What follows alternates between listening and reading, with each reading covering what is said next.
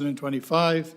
Attendance has been taken. We're all here. Councillor Kyle is on the screen there, which gives us a full council. The first thing on the agenda is the land acknowledgement, and Councillor Bell, I think you have that. I do. As we gather, we acknowledge that we meet on the lands and territory of the Mississaugas of the Credit First Nation, Six Nations of the Grand River, and the traditional territory of the Atiwonderong. We remind ourselves that the County of Brant is situated on lands that are full of rich Indigenous history and home to many First Nations, Inuit and Métis people today. We recognise the significance of their contributions to the past, present and future of this land. As a county, we have a shared responsibility for the stewardship of the land on which we live and work, and a commitment to the Truth and Reconciliation calls to action. We commit to continue learning, reflecting on our past, and working in allyship. Thank you, Councillor Bell. The next thing on the agenda is the approval of the agenda. Does anyone have anything to add to the agenda? Seeing nothing. Councillor McAlpine. Oh, I'm sorry. Councillor Kyle. Thanks, Mr. Mayor. I have two quick items under other business. Okay. Okay. Councillor McAlpine. Okay. Moved by myself and seconded by Councillor Coleman that the County of Brant Council agenda as amended as of July 22nd, 2025 be approved. All those in favor? Opposed? Carried. Thank you. Declaration of pecuniary interest. Councillor Garneau has one, 9.1, I think. Thank you, Mr. Mayor. Recommendation 10 on the Admin and Ops report, carrying forward from committee. Thank you. Anyone else have anything? No? Okay. Takes us to number 5 on the agenda, which is delegations, petitions, and presenters. Chris Howell, you're first, Burford Agricultural Society. And Chris, when you get here, if you can just give us your full name and address for the clerk. And you have 10 minutes. Thank you, Mr. Mayor. Thank you, Mr. Mayor. Full name and address is Chris Howell at 378 Fish Concession Road in Burford, Ontario. Thank you. So, Mr. Mayor and my dear councillors, thank you for the privilege of being able to appear before you yet again this year. The matter on which I wish to speak with you folks on this year, or tonight, is I've done exactly what I told you I was going to do with the Burford Agricultural Society back when I appeared before you in January. And the Burford Agricultural Society and Fairgrounds is quickly turning into the go-to venue that is supporting numerous events towards Brant County tourism and economic development. And one of the challenges that we're having with our events and with our facility is parking. So specifically, my request here tonight is to ask council to study Bylaws 00419 as it applies to parking on boulevards within the county. And specifically, as it applies to parking on the boulevard in Burford, Ontario, considering the west side of the fairgrounds out to 6 Park Avenue. And what I'm asking for is I'm asking council to consider a solution to allow public to park along this boulevard during special events and an exemption for special events. There's already precedents set within the boulevard, within the bylaw, specifically section 4.1 talks about an exemption for filming under the special among the filming policy. So I proffer to council that we could address this issue by forming a special events policy doctrine to integrate into that particular bylaw. Another particular solution that I'd proffer to council is, bylaw section 25 of the bylaw states that no person shall park on municipal property without the consent of the county. As the boulevard is municipal property, the county could grant permission during those special events. Now, the reason why we need this particular event, or for these special events or this exemption, is not to overwhelm the side streets in Burford, to accommodate people with disabilities, to allow them to park closer to gates and be able to access the event venues. It becomes very difficult for somebody to park in the field and having to drive a motorized scooter or other transportation device through the field to get to that issue. And then there's the issue of dirt, rain, et cetera, on their mobile device if they allow that, if they choose to go that way. It would also allow for increased capacity during the events, and it would alleviate parking on private property during those events. We've had issues this year where people have parked not on the boulevard because they were afraid of getting a ticket, but they've encroached on our neighbor's private property, which has caused a little bit of conflict for our neighbors. Now, in considering this exemption, I would ask the council to consider the economic value that these events have brought to the county, and I would ask them to consider the tourism value that these events have brought to the county.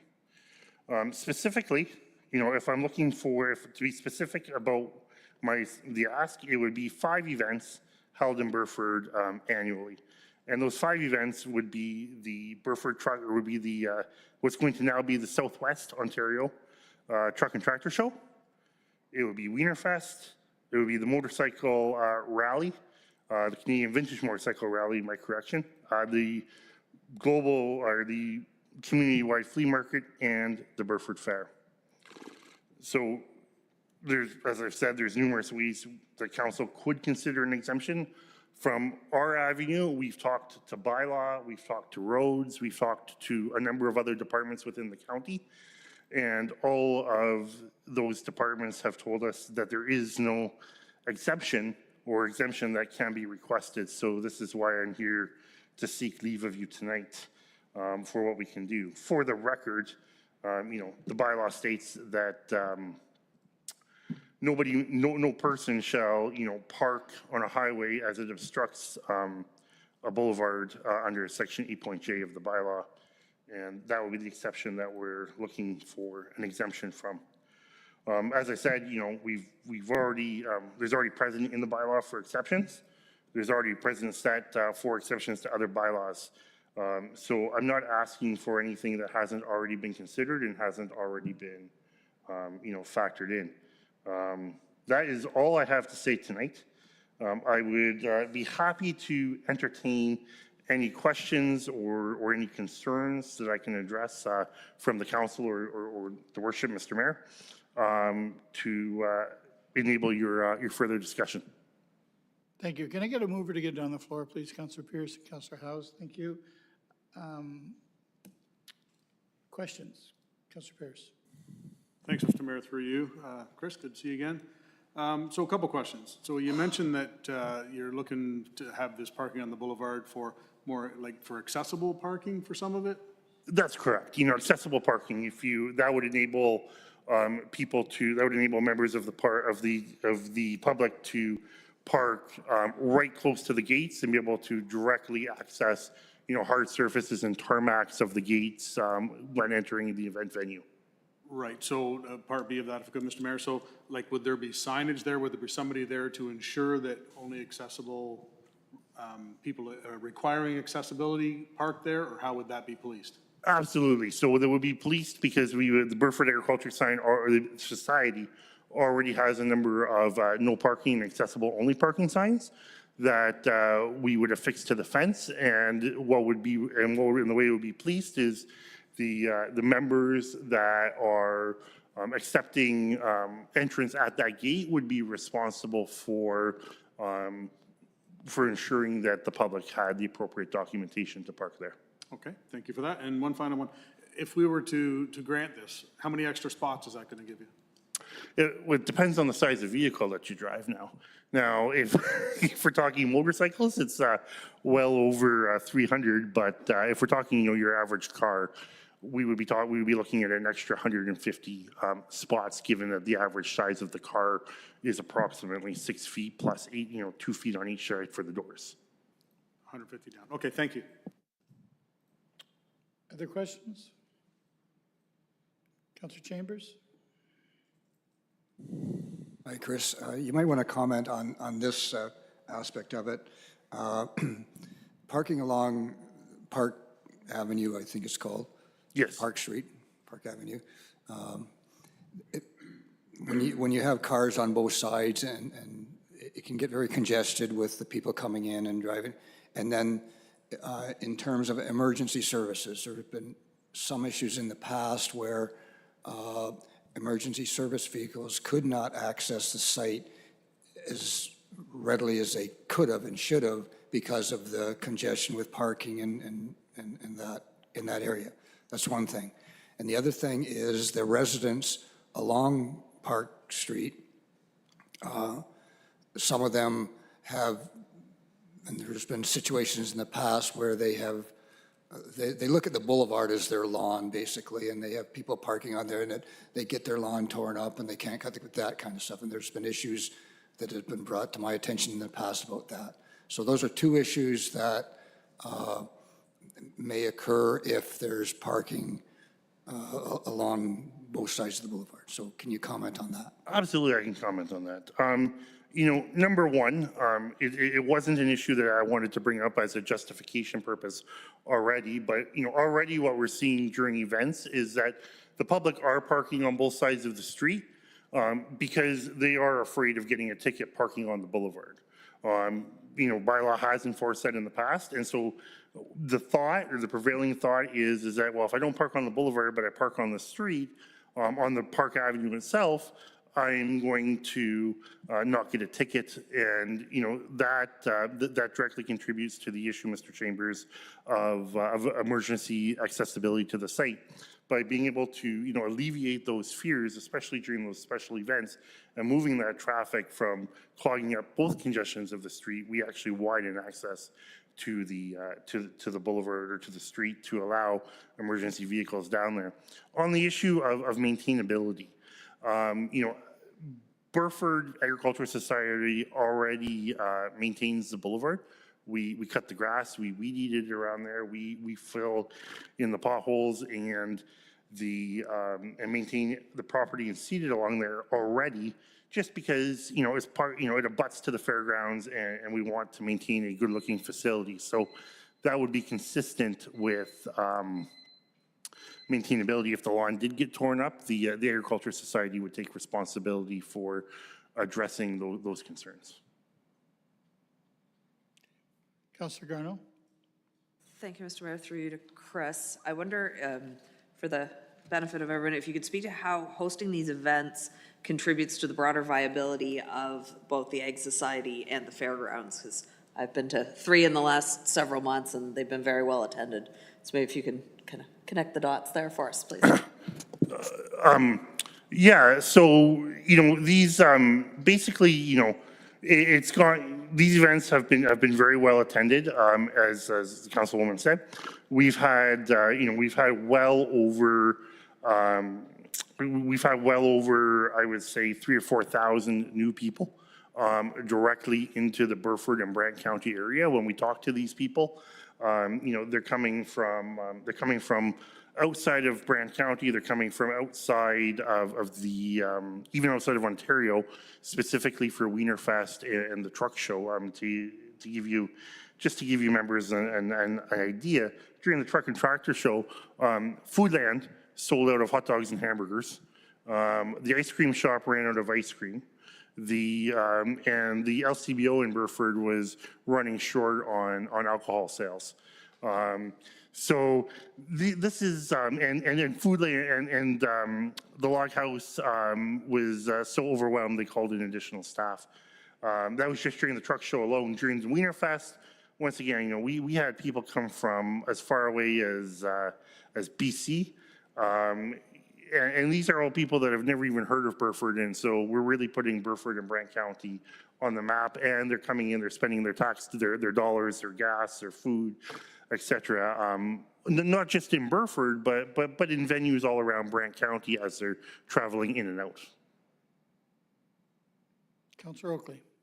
Yeah, through you, Mr. Mayor. Actually, just a question to staff. The delegation mentioned having the boulevard be used for accessible parking. Would there be liability or legal concerns with having the side of the road like this designated as an accessible space, given the difficulties with folks moving on the grass, so on and so forth?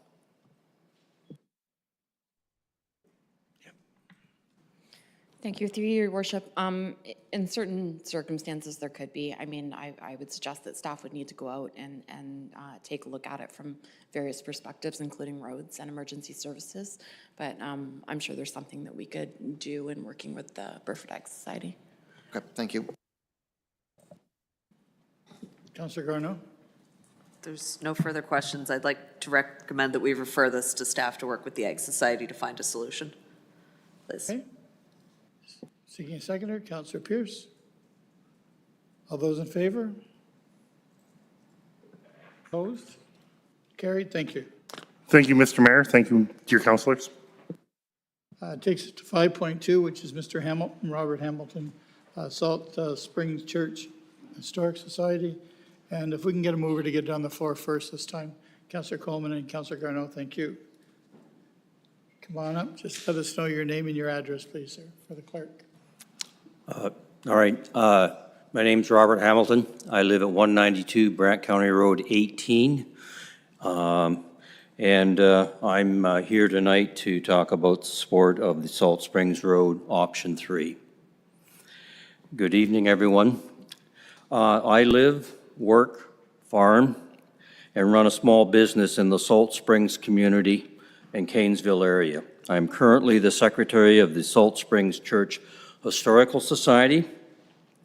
That's a historical society along the Grand River and located on the temporary closed Salt Springs Road.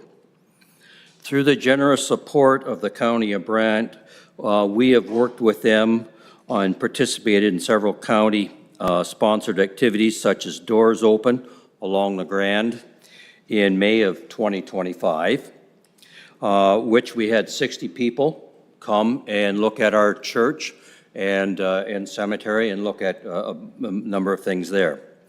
We also had the Brant County Cultural Day scavenger hunt back in September of 2023. And at that same time, we had the dedication of a cairn for our 200th anniversary for the church, of which Mayor Bailey came and attended and spoke along with local councillors. I'm here tonight to show strong support for option number 3, realignment of the Salt Springs Road to keep it open. We felt it a bit unfair that the County of Brant called a meeting last week on July 16th to discuss the options, but no one from the county office notified residents in the area that the meeting was on. Here are a couple reasons why we, the local community, are looking for support for option 3 to keep Salt Springs Road open. 1, this provides the county departments better efficiencies in maintaining the roads, snow plowing, emergency services, garbage collection, and for post office mail delivery. Right now, they can go one spot, then they have to stop and go all the way around, equivalent to over 6 miles, in order to do any of those activities. Number 2, it will take pressure off number 6 School Road that provides an alternate route, and it would provide an alternate route for traffic flow. This includes large farm equipment and local residents traveling the western portion of the previous Onondaga Township. If an accident occurred just up the road or across from my place on the intersection of County Road 6, School Road 6 and County Road 18, This is a very dangerous intersection, and there have been several people killed at this intersection in the years gone by. Or at Highway 54 at the east end of number 6 School Road, there is no alternate route at that time for the traffic flow to cross the Grand River. This would snarl traffic on the east side of Brantford, so therefore keeping Salt Springs Road open will assist the OPP, fire and rescue, to keep the traffic moving during any emergency. So we urge Brant County Council to approve option 3 to realign Salt Springs Road and keep it open. Thank you for allowing the community to come and speak and put our thoughts forward on this decision. Thank you. All right, any questions? Yep. Questions? I don't know why you didn't get notification of the meeting. Can I find out why, Allison, why he feels they weren't given any notice? Through your worship, typically when we do a public meeting, we take down emails of anybody who attends if they want further updates. But the agendas for actual council meetings and committee meetings are made public via the website. Okay. But I believe that the option that you're looking for is the one that we're supporting anyway, so. Excellent. I believe that's the truth. Yep, and I just wanted to let you know that the community stands behind that decision, and that would be appreciated if it gets passed tonight. No, and that day that you're talking about, the 200th anniversary where we had the tour of the cemetery and the church, it's a beautiful corner of the county, and to have it continue the way it's supposed to continue is a really good choice, I think, for county, so. Yep. Thank you for coming and speaking to us and letting us know how you feel, and I think you'll be happy to find out how we feel too. Thank you. Yeah, thank you. Number 5.3 on the agenda. Oops, I'm sorry. Oh, I'm sorry. We have it on the floor. It's been seconded. All those in favor? Receive as information. Thank you. 5.3 is Watson and Associates. We're going to be dealing with this later on the agenda at 10.3. So we're just going to have the presentation now, and then when we get to 10.3, we'll decide what to do about the presentation. Come on up.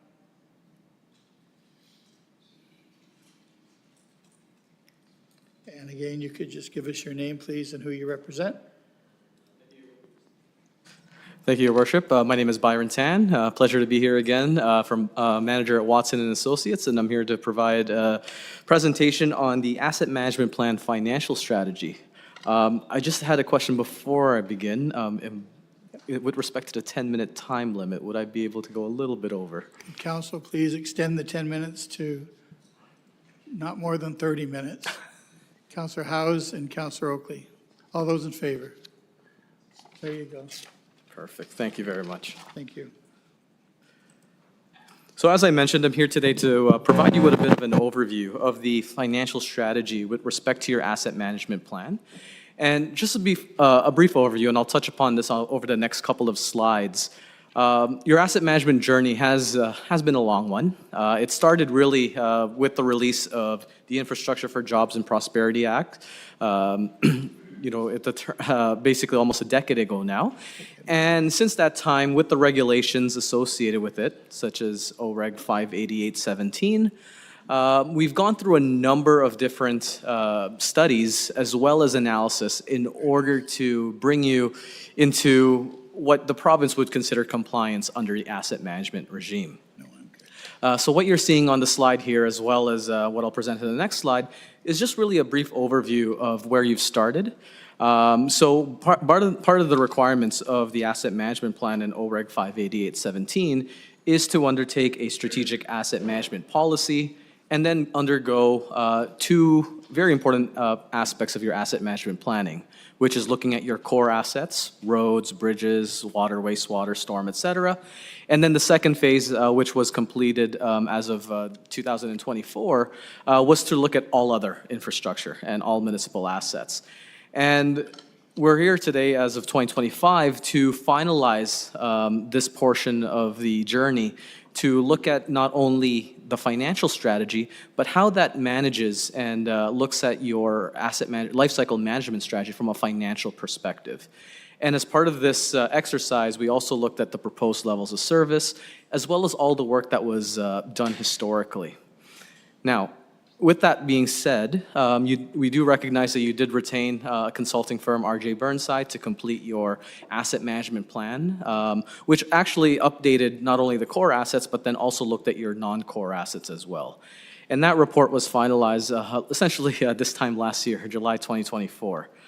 Now, with respect to that report, it did contain a number of items that we utilize as part of the financial strategy because subsequent to that, that's the information we take as part of the analysis. And that includes the summary of the information for all infrastructure assets, the levels of service by each asset type, the summary of the lifecycle management strategy. So how are we going to go about replacing certain projects, certain assets, but obviously big picture on looking at it from an annual basis, but over a period of time, whether that's 10 years, 20 years, et cetera. And then as well, we looked at annual funding targets. And that's something that we'll now also be really focused on as part of the financing strategy, because the financing strategy then takes all that information and provides a forecast of these life cycle activities and really tries to generate how you can fund those life cycle targets based on the available funding you have as a municipality. Now, I would like to preface too that this exercise is by no means to commit council to a financial decision. Like, we're not setting tax rates or anything like that. What this is meant to illustrate is an illustrative approach of how much would you need to increase your tax rates in order to really bridge that gap. Whether you decide to actually do that within, let's say, a 10-year period, 15-year period, it's still trying to show the compliance within the province to say you are trying to fund that gap over time. It's just a matter of by when do you want to do it. And this exercise then shows, well, here's the available funding we have within the municipality's capabilities relative to other grants, subsidies, or other items that you may be getting externally. And this is the amount that could be used towards asset management needs. Okay, so as I said, this is more of a strategy and not a financial commitment. Now, just a bit of an overview in terms of your information. As I said, most of this would have been contained as part of your 2024 asset management plan. Although I do recognize that the county has been working diligently since the publication of that asset management plan to constantly update the numbers.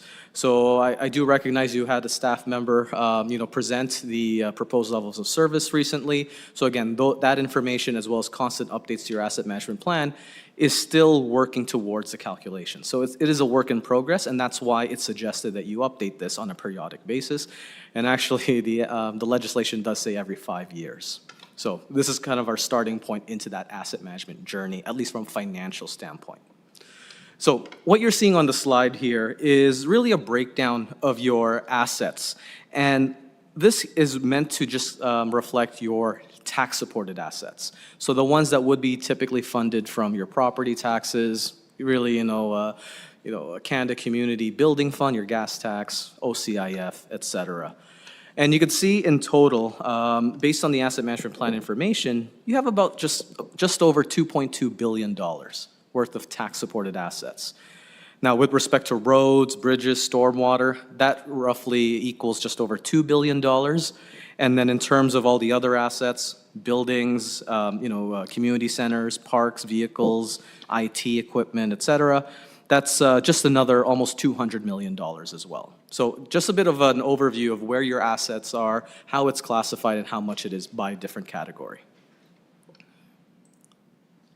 In terms of the water replacement costs, as of right now, it is estimated to be about $284 million worth of infrastructure that you have within the County of Brant.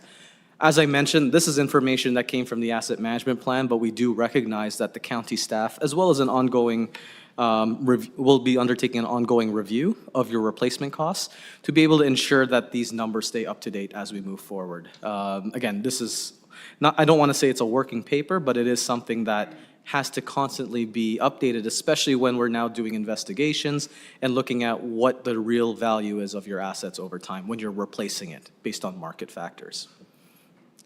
And then lastly, with respect to your rate supported, we also have your wastewater assets. So in terms of this number, we're about $287 million. And then you can see the largest component really is your collection network, $148 million of wastewater mains, and then the other facilities and other infrastructure make up the difference. Now, what does this look like in terms of translating it into an annual average life cycle contribution? And what does that mean? So the average annual life cycle contribution is really the amount of money that's suggested that you put away so that by the time the asset is due for replacement, you have the money in the bank, right? So whether it's putting it away and then hopefully with investment, interest rates, by the time you get to year 50, year 80, whatever the case is when the asset is due, you should be able then to have the money to be able to replace it by minimizing other factors such as debt payments, et cetera. Now, keep in mind, this is a forward-looking outlook based on inflation, but obviously, as we all know, it's not just inflation that changes the landscape for costs. There's also market factors. We may have, external influences, via cross, nations, in terms of materials. So there's a lot of factors that go about into future costs.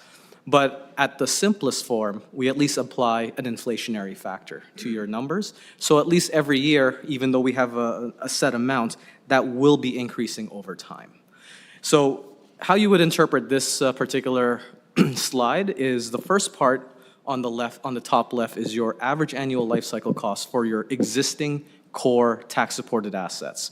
So if we were to look at all of your roads, bridges, stormwater assets, et cetera, this is suggesting that you should be targeting about $28.5 million per year in order to fully replace your infrastructure network for those core assets over the coming years.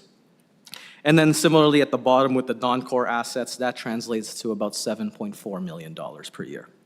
So in total, when looking at the tax-supported assets, that's about $36 million per year in terms of an asset replacement. Now, keep in mind, because you are a population of over 25,000, we do have to take a look at your growth-related assets as well. So in this particular case, on the right-hand side of that table, you'll see that we have an average amount, or at least an estimated amount, that would be the average annual contribution if we also considered your DC-related assets that will be built over the next 10 years. And again, this is a 10-year period. So although when we had just recently completed your DC study goes out to 2051, these numbers only really reflect the first 10 years. So with that being said, how we calculated that was taking a look at your current investment rate. So essentially looking at your replacement costs or replacement of the average annual life cycle amounts every year for these core and non-core assets, which is that $36 million per year. And what is that as a percentage of your total replacement cost, if you saw in the prior slide, which I had mentioned was, I mentioned $2.2 billion. That translates to about 1.6%. So based on this strategy, you're essentially trying to put away 1.6% of your total assets every year for asset management. So since that's the only surrogate number we have at this time, not looking at performance or any other type of true engineering metrics, we applied that 1.6% to your DC projects. So that translates to that $2.4 million. Again, this is just for the tax-supported assets. And we do the same calculation for the rate supported for water and wastewater. So you can see in the very right-hand side with the graph, we have the tax-supported core and non-core assets, and then layering on that $2.4 million in growth, we're looking at an estimated amount of $38.4 million worth of annual life cycle costs for your growth and non-growth assets. Now, in terms of the rates supported, again, very similar information. I'm not going to go through the gory details, but in total, if we're looking at water and wastewater, that translates to about $7.8 million per year in terms of an annual life cycle replacement for your non-growth assets. And then when looking at the projects over the next 10 years, that translates to another $2 million per year. Now, you're probably wondering, you also have those other works that are coming through the DC study, treatment plants, large capital works. Again, this is based on the first 10 years of your capital, so this would have to be reevaluated once those other assets then come online, and then that would then add to the next update to the AMP for those particular items. But as you can see, in total, when lumping the non-growth as well as the growth, it's estimated to be another $9.8 million from the rate-supported side. Now, how does that look in terms of what you currently undertake as part of your budget relative to the overall asset management plan for the life cycle, funding the life cycle gap? So, as I mentioned, if we were to look at your growth and non-growth combined, that translates to about that $38.4 million per year in terms of an annual life cycle replacement value. Well, based on your long-term financial plan as well as what we've undertaken for this asset management strategy, we have about $30 million identified that could go towards asset management items. Of that, we looked at the available monies that we're budgeting for the transfers to the capital reserves. We're looking at the capital that's really funded from operating that can really take care of those items. And then we also have debt payments. Debt means that you've already taken on those costs to be able to replace assets in the past. So clearly, you're putting monies away to be able to take care of those items, so that's part of that analysis. And then we also have external funding. So you have your gas tax, the CCBF, Canada Community Building Fund, and then your OCIF as well, which again, more provincial in nature, but you do get that every year. However, again, not to go into the gory details, but we do work with staff to try to monitor these types of external funding sources because as of right now, it's unclear how the province and the federal government will continue with these. Historically, the Canada Community Build Fund inflates at about a 4% per year for every two-year block. So it's estimated by 2027 it'll go up another 4%. But as I said, is that something we should be banking on, or do we be more conservative? Likewise, with the OCIF funding, for those of you that may recall, OCIF was doubled basically almost 4 years ago. So at that point, it was supposed to be a 5-year program. Does that mean it stays at that doubled figure, or does it drop come 2027, cut in half? Again, we don't know, but these are items that need to be considered as we're constantly updating this program. So as you can see, based on what we're currently putting as part of your capital budget or what you have available relative to the funding gap for the tax-supported side, it's about $8.4 million is the difference. Now, similarly, on the rate-supported side, we have about $5.7 million that we've identified through the capital funding budget. Again, that's made up of capital reserve transfers, capital that's funded from the operating budget, as well as debt payments. However, keeping in mind that there's a $9.8 million annual life cycle amount target, that translates to a $4.1 million funding gap. Now, how would that look if you were to fund the gap, how would that look over the next 10 years with respect to the growth of that tax-supported annual life cycle target? So as I mentioned, if we're looking at just the non-growth amounts, it's about $35.9 million. However, since this is a 10-year program, how can we achieve, we're trying to calculate, if you achieve this in 10 years, what would that rate look like? So in 2034, yes, we're still sticking with that $35.9 million. However, we're layering on not only $2.4 million, which is that growth-related piece from those DC projects, but there's also inflation. So you could see, based on about 3.5% inflation per year, inflation alone by 2034 would make up about $11.7 million, in addition to that 35.9 and 2.4 million. So we just want to show you, yes, you're starting off in 2025 at 35.9, but come 10 years from now, again, it could balloon up to this amount, again, with different factors at play.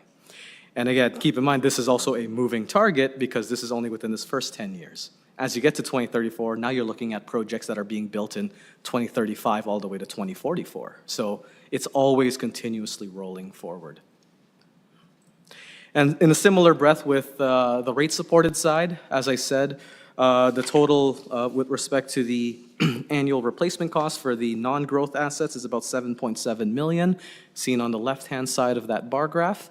But then once we layer on the growth-related capital as well as inflation, again at 3.5% per year, That translates to about an additional $3 million on top of what's currently being funded.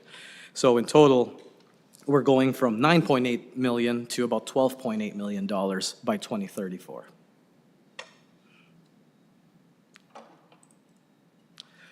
And one thing I'd like to just show for members of council and the public is, what would this look like if we tried to fund the full funding gap as of today?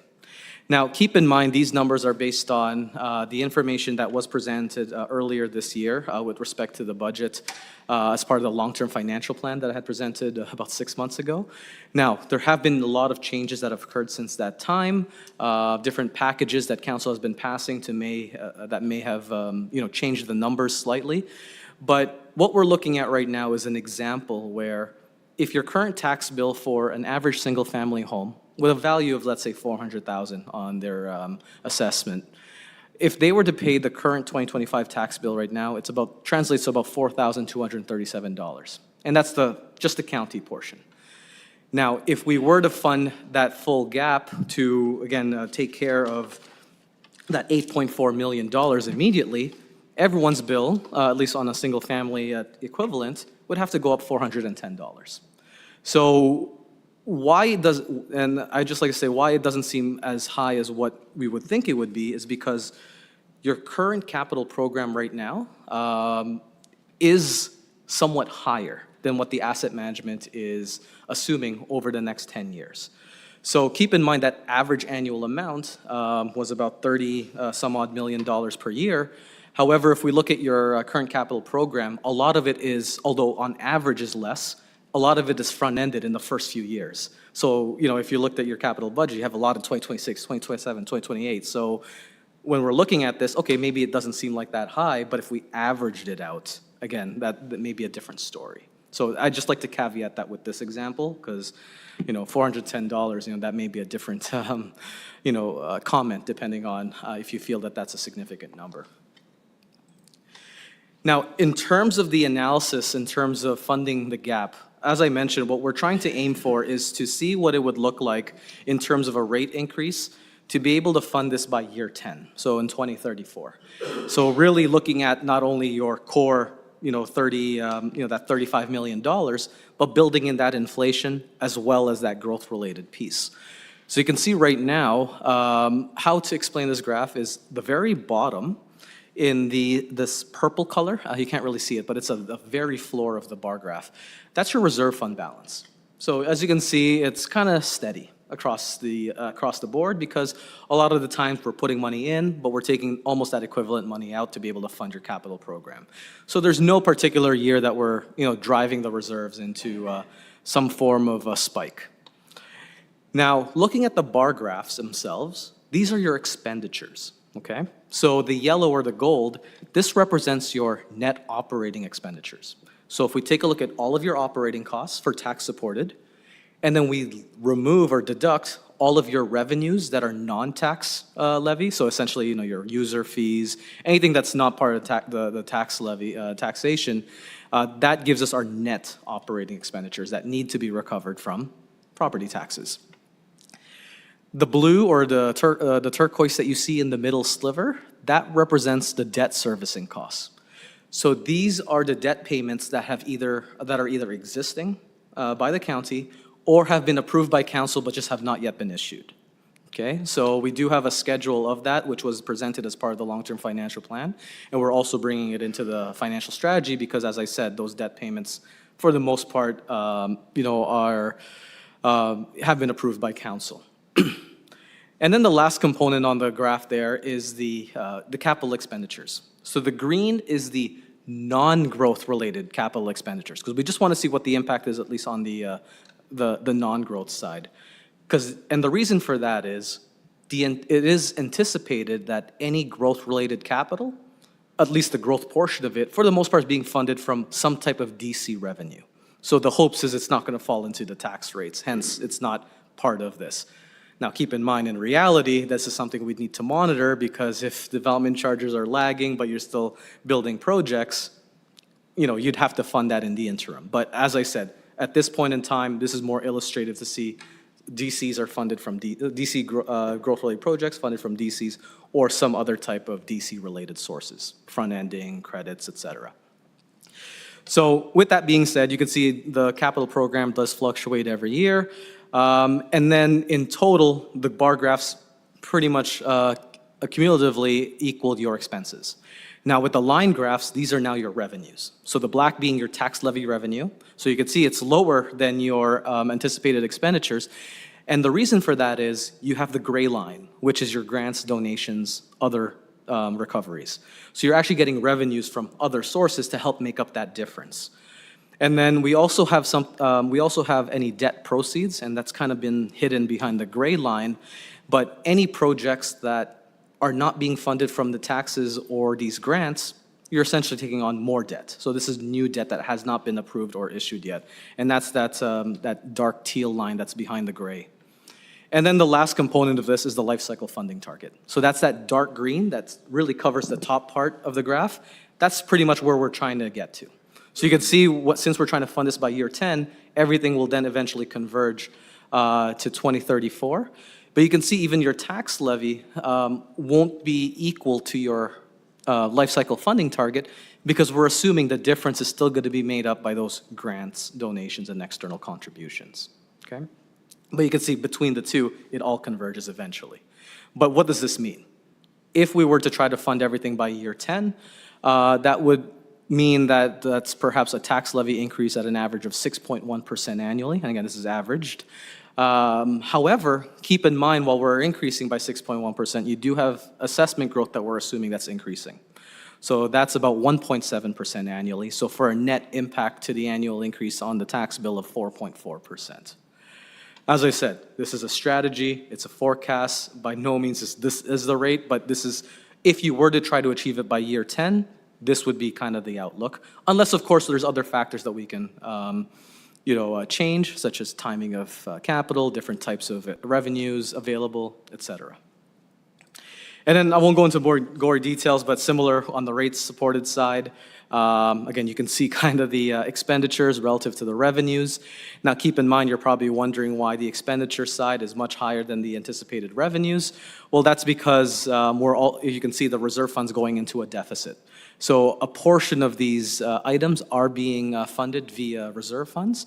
And this is something that we recognize that you just went through a recent rate study.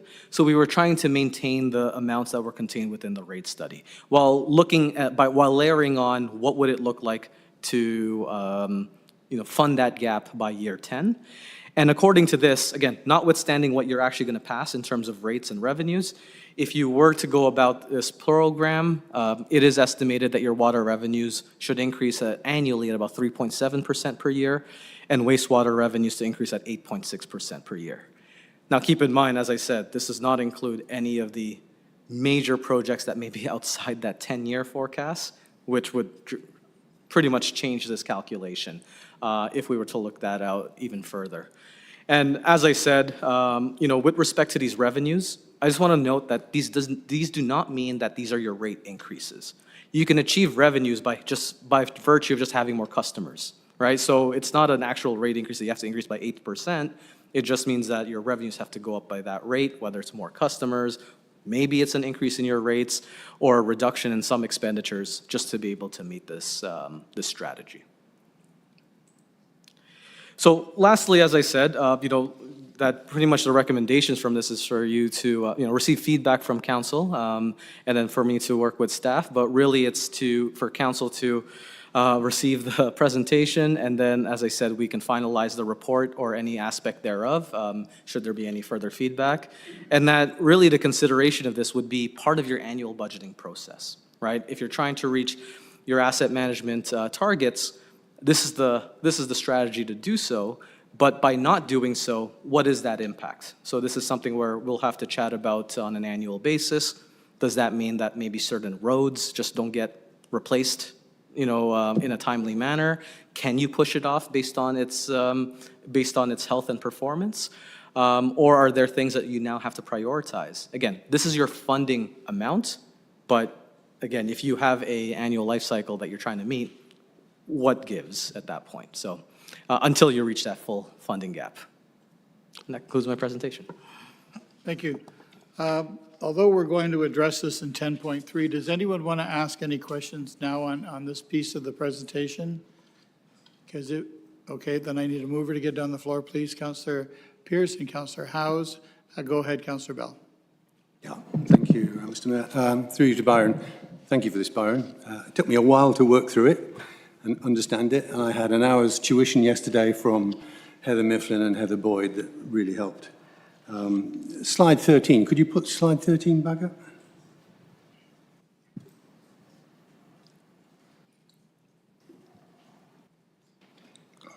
Yeah, almost there. Yeah, thank you. So as I understand it, the top line there is the life cycle funding target, which basically would equate to us providing 38.4 in 2025 and 50 million in 2034. Is that correct? 35.9. Yeah. So and we're falling short if I look at this. So my understanding is that it's a cumulative thing. We're trying to put money in the bank for the day when we have to replace the bridge or the road or whatever. What this does, it gets us to that point where we're fully funding in 2034. But between now and 2034, there's a cumulative gap that builds. How big is that cumulative gap that builds between now and 2034 in this model?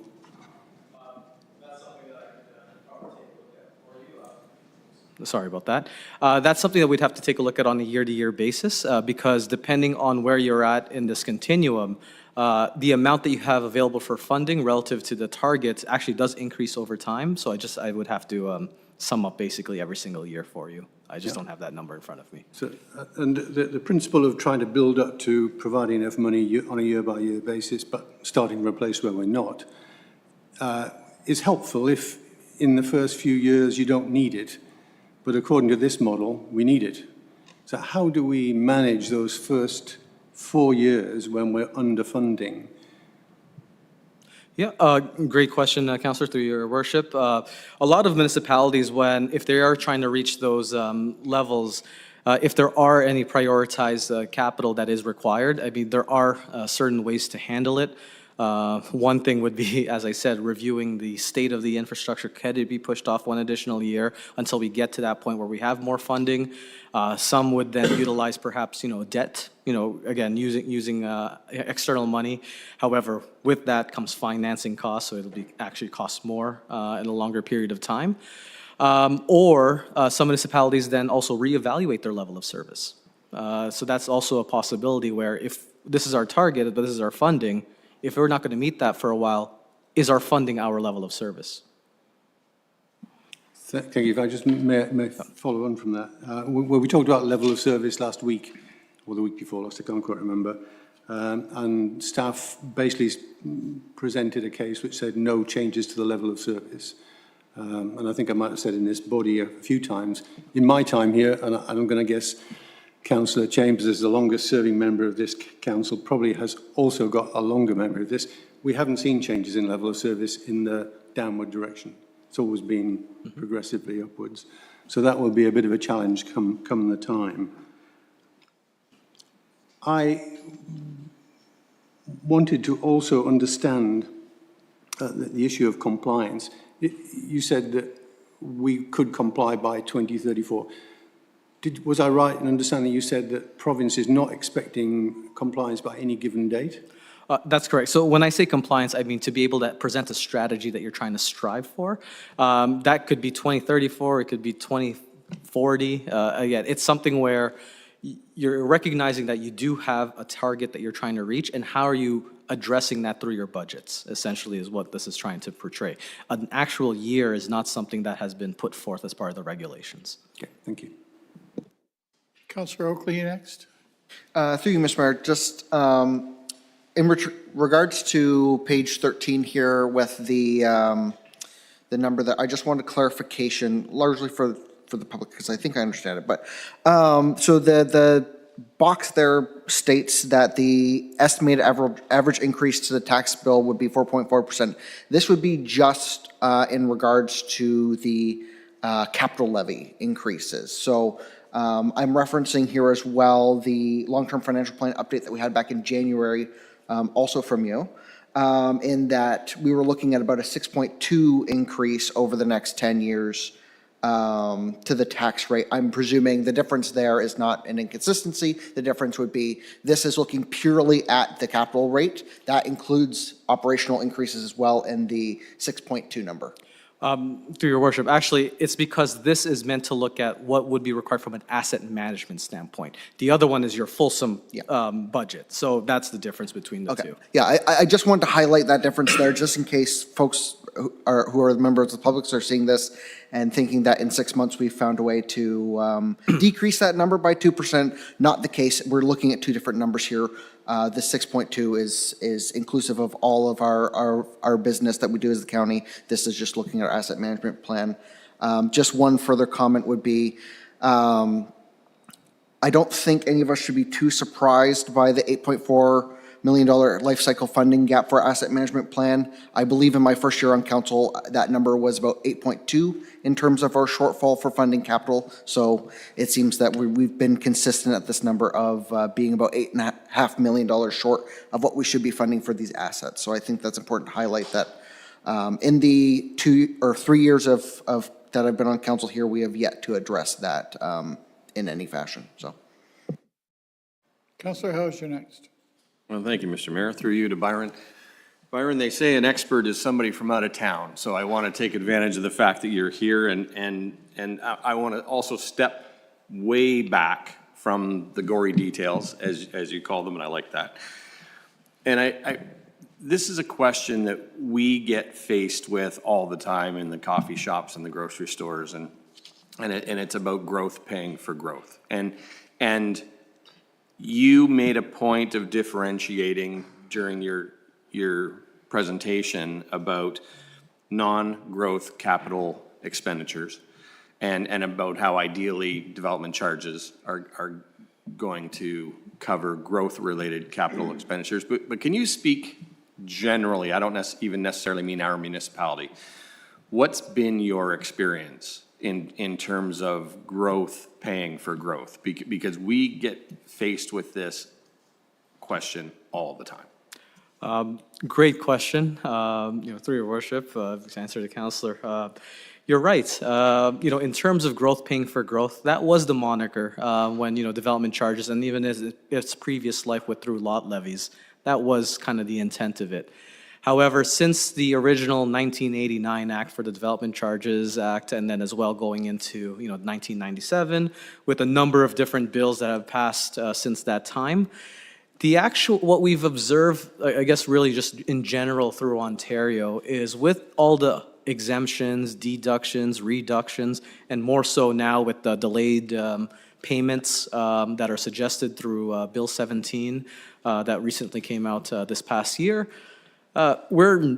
you're probably in the range of 60 to 70% of what you could potentially collect from a growth-related project once you collect all of the related revenues, say from development charges or any other revenues as well. Now, notwithstanding, when we're looking at growth, we typically talk about development charges, but there are other mechanisms for you to recover for growth. And in addition to development charges, you have your parkland dedication that helps pay for growth-related parks. If you were to eventually intensify more and build more high-story, units, I mean, you could look at community benefits charges, again, another form of growth-related revenue.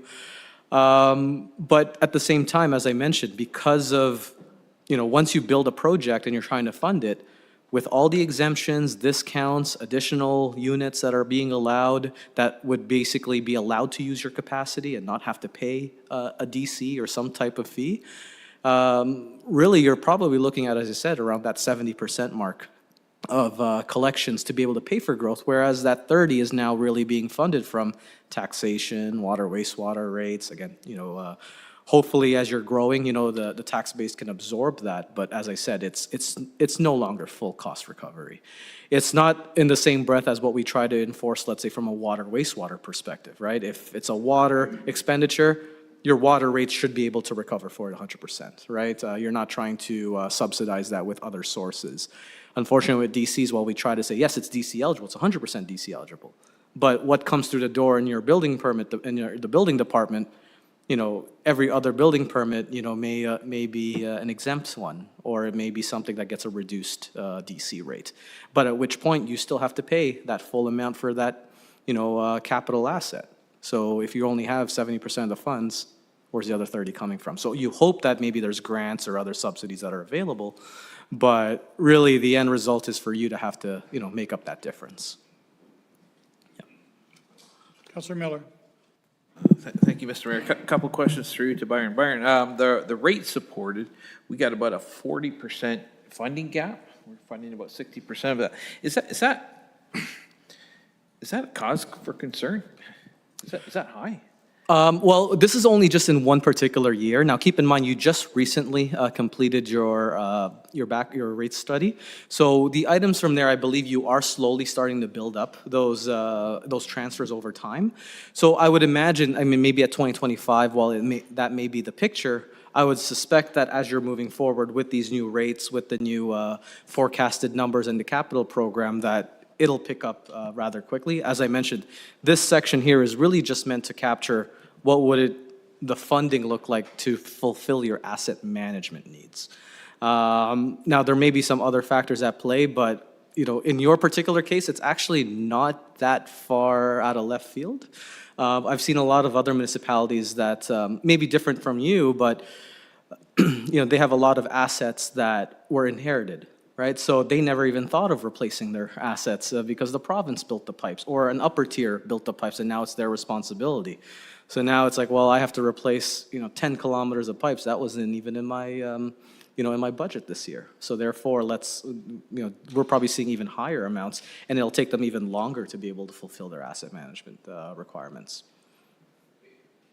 Thank you. But you've also said your numbers, I think 8.8% in wastewater to get us up to where we need to be, which I thought was quite high.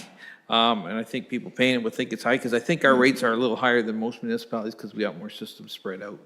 But as far as the level of service for wastewater, water, we really don't have a lot of flexibility, do we? That's pretty much provincially mandated as far as level of service for those things? Through your worship, now in terms of the level of service, yes, for example, like the type of drinking water you provide, how you treat a certain effluent before it gets discharged into, your water course, that is all provincially mandated. Now, there's really not a lot of flexibility in that case, rather than the tax-supported side where you can dictate what kind of roads you want. But with water and wastewater, you're pretty much, you're stuck to a certain process. Okay. I guess it is what it is, but it's a little depressing. And last question I want to ask, as far as the tax supported numbers, this report tonight is current as of when? Through your worship, I believe we released this on Thursday of this month. Okay, because we're looking at other things. Maybe we have approved thus far, say a large gymnasium attached to our twin pad. We're looking at maybe somewhere down the road, not in the not too distant future, maybe an accommodation study because of where all our staff go. Things like that, as we add them on. Now, I know you got a portion for tax-supported growth, but obviously that doesn't cover every new capital project comes along. But as we add those kinds of things, they would add to that number as well? That's correct, through your worship. So you're right. So first off, just to answer your question, the information that was contained, sorry, I thought you meant when we released the report, but the information that's contained within this analysis is primarily based on your 2024 asset management plan, Yeah. as well as that long-term financial plan that we were working with, a lot of the operating costs, capital forecasts, et cetera. And you are correct, as you build, say, growth-related items, that would fall into that right-hand column of the growth-related annual life cycle amount. And as I said, the information we included here, it's at a high-level analysis based on what you currently replace from a percentage standpoint. I think I mentioned from your tax-supported assets, that $35 million as a total of your $2.2 billion worth of infrastructure, that represents 1.6% per year. So we took that 1.6% and multiplied it by your tax-supported assets within the DC study. But keep in mind, that's a really high-level analysis. What would be suggested is then to say, okay, well, which ones are facilities? Which ones are roads? Because maybe, roads could last a bit longer, or maybe vice versa, the buildings, you wouldn't replace a whole building within 50 years. You'd replace the roof, you'd replace, certain elements. So from a percentage standpoint, we were just being conservative saying 1.6. But it may actually be different once the asset management process proceeds, and you actually have annual life cycle budgeted amount when you're actually evaluating these assets once they're built. Yeah. I think at the end of the day, I think it's a great place to start, but like you said, it's not the end-all be-all that it can't change, because it will change. My guess is higher, but that's my guess. Okay, thank you, Mr. Mayor. Any other questions? Noting that we will be revisiting this in 10.3. So it's on the floor. It has a seconder. If we could just have this presentation directed to the staff report at 10.3. All those in favor? Opposed? I don't know where Councillor Kyle is. I bet her hand was in the air. Yay, there you go. Thank you. Just for the clerk's information, Councillor Miller has to leave at 7:30, just so when you see him get up, you're not going to go looking for him. He'll just leave on his own. Thank you. Takes us to number 6 on the agenda, which is the adoption of the minutes of the previous meeting.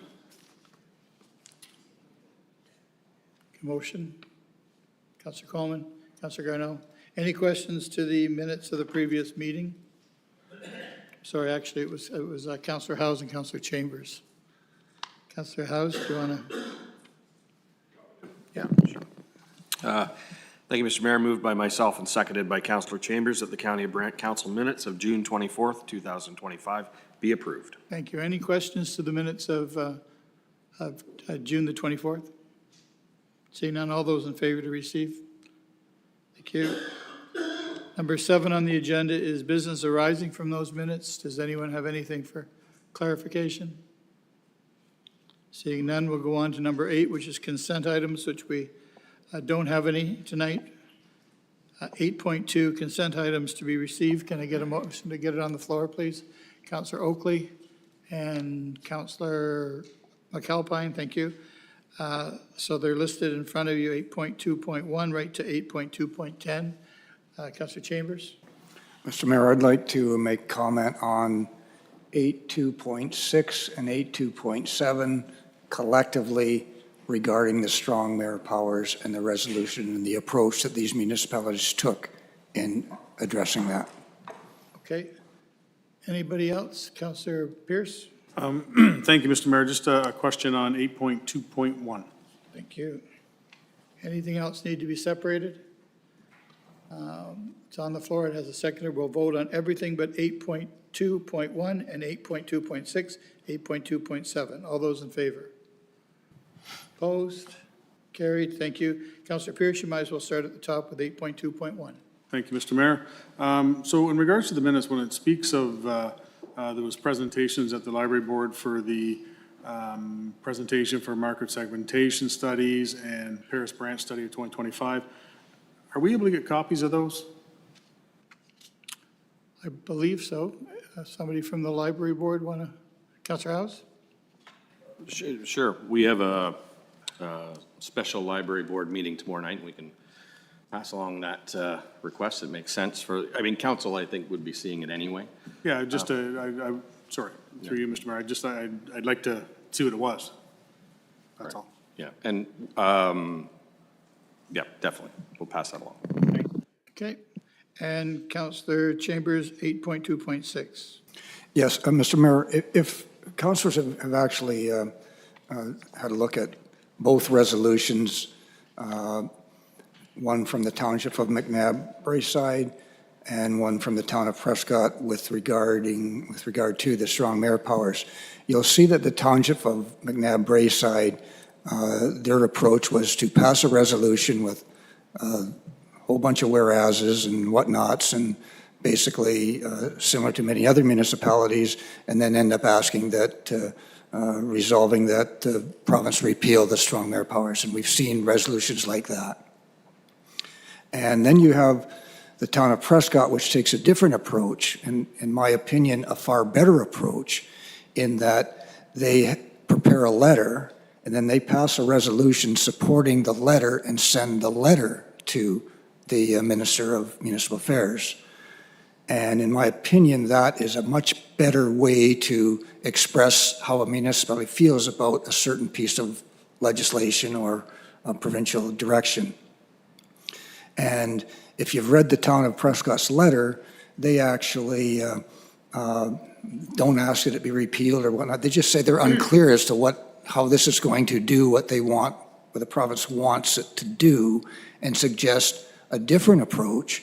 And if you read their approach, it actually makes a lot of sense. They're saying that maybe the province should veto some of their roadblocks and whatnot, like they give the mayor the power to. So if you haven't read the letter, read the letter and look at the different approaches municipalities take to bringing concerns to the provincial government. Town of Prescott does it right, and the Township of McBride, Braeside, in my opinion, does it not right, like many other municipalities really are reactionary and don't think it through. So have a look at that, and I just wanted to draw that to Council's attention. Yep. I have it in front of me here, Councillor Chambers. I think when you find something that suits you like this, maybe Councillor Oakley, sorry, go ahead. Through you, Mr. Mayor, you can continue, but I have a comment afterwards. Okay. When you find something like this that suits you, as I said when I received the strong mayor's powers, that I don't intend to use them. But I don't think the letter should come from the mayor saying he's not going to use them. I think council should come up with a letter that suits this council and gives direction to the ministry after you've heard what I've said. And you've heard what I've said. It's been very clear that I think it's the first stick in the eye of democracy. I think it's a terrible, terrible thing to even suggest that I would have power to do the things that they say I could do without my counsel. I don't understand it. I don't agree with it. So maybe someone could take the task using this as as something that suits this council. If it does suit everyone, when you read it, it's 8.2.7, and bring it forward and read it to me. And then if it flies, then I think that's the way to do it, so that it comes from you to me as a direction that you think is suitable for the province to move forward with. Because I don't think I should just say I don't like it. That doesn't mean anything. And I'm sure that's exactly what the municipality of Prescott did. They probably talked it over and then decided to send a letter and under the mayor's signature. And that's, again, I'm not speaking for or against the actual strong mayor powers, but I'm just looking at the approach that they take, and I think that is a much better approach. We sit down, think it through, prepare a position, and then send that off to the minister, rather than blurt out a resolution condemning everything that they are trying to do. That's great. So maybe council could take a look at that 8.2.7. Councillor Oakley, you're first, and then Councillor Garneau. Yeah, through you, Mr. Mayor, I just wanted to sort of comment here in regards to sort of, I would have to disagree with the framing here that, certainly Town of Prescott, Township of McNabb have taken different approaches here. One's written a resolution, the other's written a letter. I have to disagree with the framing here that based on our assumption of really no evidence here that one has less thought put into it than the other. There's really no evidence supporting that a letter is somehow less formal, less well thought out, less researched than a formal resolution. Furthermore, I mean, if we're critiquing the success rate of either of these resolutions right now, we have both in front of us. Neither is more successful than the other, seeming that there's not been any changes to the strong mayor powers. or legislation. And overall, I think that the comment that one is better than the other intrinsically, or one's better researched than the other, I think is an error, and not indicative of anything factual here, so. And I think probably, Councillor Oakley, when something is brought forward to be read at council as something that suits us, I think the vote will decide what the council thinks is right. Councillor Garneau. Thank you, Mr. Mayor. Two observations here.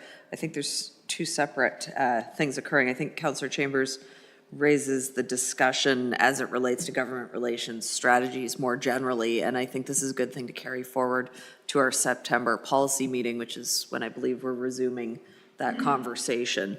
I think the second piece is whether this council wants to comment on strong mayor powers as a concept, and if so, how should we go about that?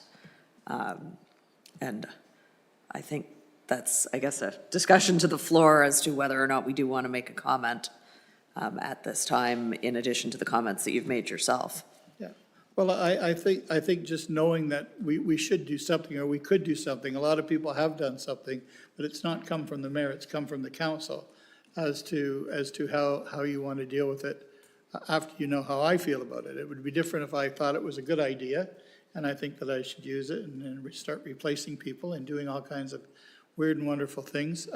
But I've told you right off the get-go that that's not what I want to do. So just knowing that it's been pulled here and talked about and discussed, maybe we can just all think about it, and if someone brings something, we can see how it flies. And if it doesn't fly, we'll do it again and see until we land somewhere that suits the council. Councillor Pierce. Yeah, thanks, Mr. Mayor. I guess my 2 cents, I'll chime in on this. And you're right, it's two different tactics here. One tactic with the other municipalities are saying, it's wrong, pull it, stop, full stop. The one from Prescott is saying, well, hang on a second here. We understand what you're trying to do. We think there might be a different way. They're not just saying, pull it. So I think that's the difference there. It's the old, more with honey than vinegar, or however that saying goes. I'm not sure, but I think that's the key here is a lot of what we've seen in these are just simply, it's wrong, pull it. It was a, dumb idea. Prescott saying, no, we understand what you're trying to do. We're on the same page. We want to do the same thing. Let's talk about different ways to do it. And I think that's the difference. So I agree with what Councillor Chambers is saying, that it's I believe it would be much better received. Not to say that it's either going to change their mind or not, but it's definitely going to, won't get their dander up right off the hop, is all I'm saying. Right. And there's no deadline to doing this. Now that we've put it out there, everyone knows what everyone else is thinking. If someone brings something, we'll read it, we'll vote on it, it'll fly or it won't, and then we'll try it again. And I mean, if nothing happens and we don't do anything, I mean, nothing happens. I just don't use it, and I'm not going to use it, and nothing happens. But I think it is nice if we show that we've thought about it a little bit, and we have a direction that we think suits the county of Brant. So just knowing that there's no deadline or nothing that we have to come up with. We've talked about it, and it's out there, and we'll just wait for something to come forward to council. Any other questions? I think now we can vote on 8.2.1, 8.2.6, 8.2.7. All those in favor? Opposed? Carried. Thank you. Committee reports 9.1. This is where Councillor Garneau is going to step away from the table. And Councillor Pierce, that's your report. It is, Mr. Mayor. Thank you. Moved by myself, seconded by Councillor Coleman. The Administration and Operations Committee report of July 15th be approved, noting there are 18 recommendations. Thank you. Are there any questions to Councillor Pierce on his report? Councillor Bell. Yeah. On item number 5, which for the benefit of those listening, it says that council directs staff to proceed with the detailed design of alternative 3, realigning Salt Springs Church Road around the erosion hazard between Salt Springs Church and 124 Salt Springs Church Road. Just to make a comment that what we agreed was to proceed with a detailed design. And if the initial analysis of staff was correct, we're talking about spending $2-some million to do this. We just heard from Byron about our financial position, particularly in respect to assets. I understand from the two Heathers that every $1 million we spend is about 1% on the tax rate. So if we choose to do this and do it in 2026, then potentially we're adding 2% more to our property tax rate. There is, as we heard from staff last time round, and in fact was their recommendation, there is a cheaper and functionally effective solution. So I cannot support item number 5. Okay. Councillor Oakley, you were first, and then Councillor Garneau. Through you, Mr. Mayor, just also on item 5 here, just like I have two sort of main questions here. One, I'm curious as to what is currently within our long-term financial plan in terms of spending on this project and what the increase is for us to go with alternative 3, which has a project cost of roughly $2.6 million. So what the increase we're expecting from what we were going to spend on that. And then the second question would be there, just so that I am sure that I fully understand this.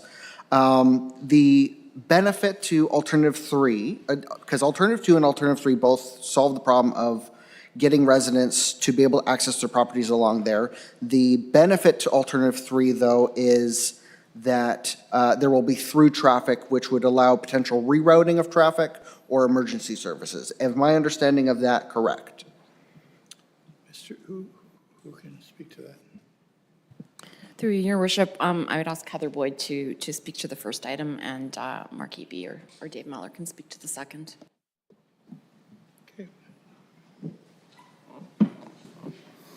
So through your worship to Councillor Oakley, we did engage with emergency services, and as part of the, what I would say, the EA process or the engagement that we did, and they use the alternative route of number 6 School Road as their main access route to those landowners that would be impacted by the closure.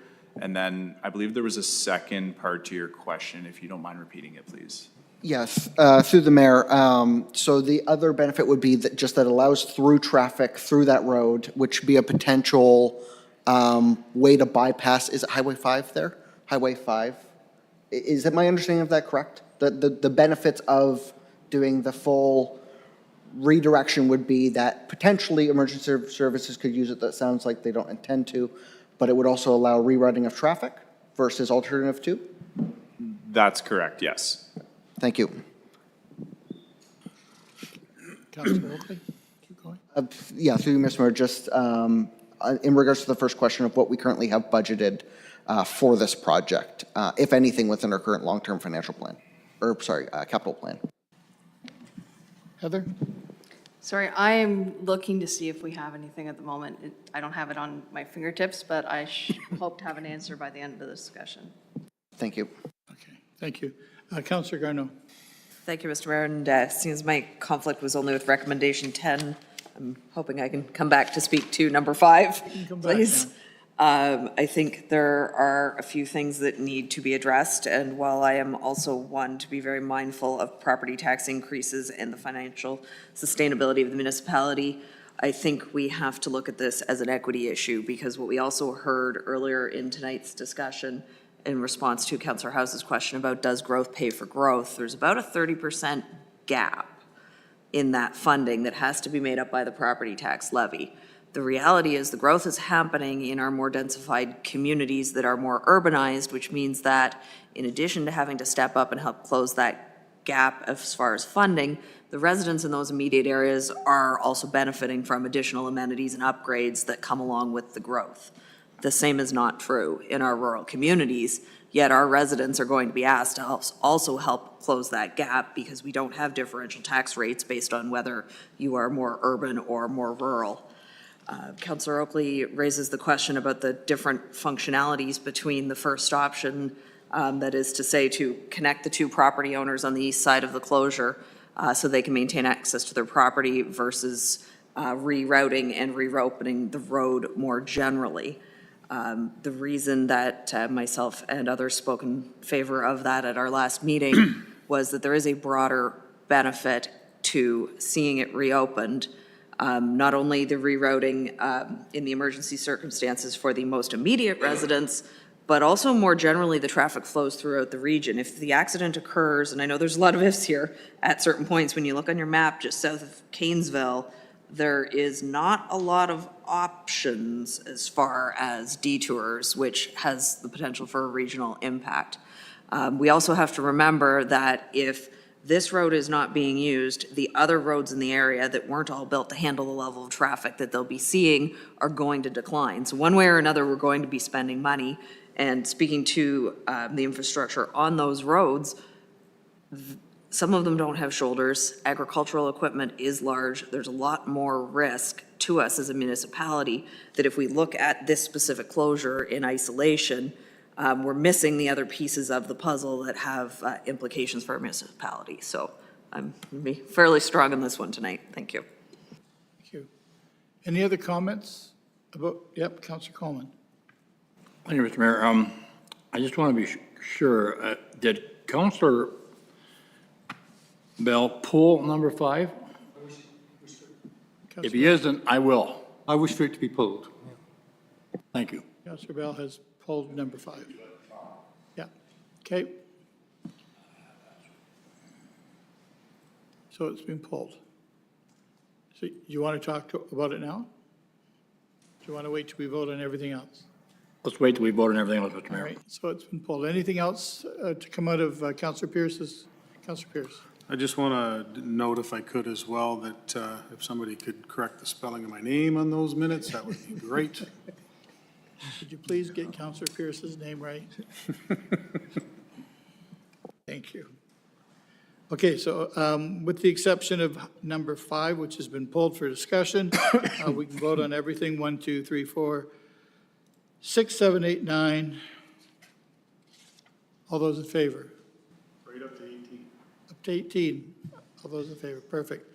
Okay, Councillor Coleman, if you want to speak to the number 5. Thank you, Mr. Mayor, and I am supporting resolution, the direction number 5, which is alternative 3, to realign the Salt Springs Road.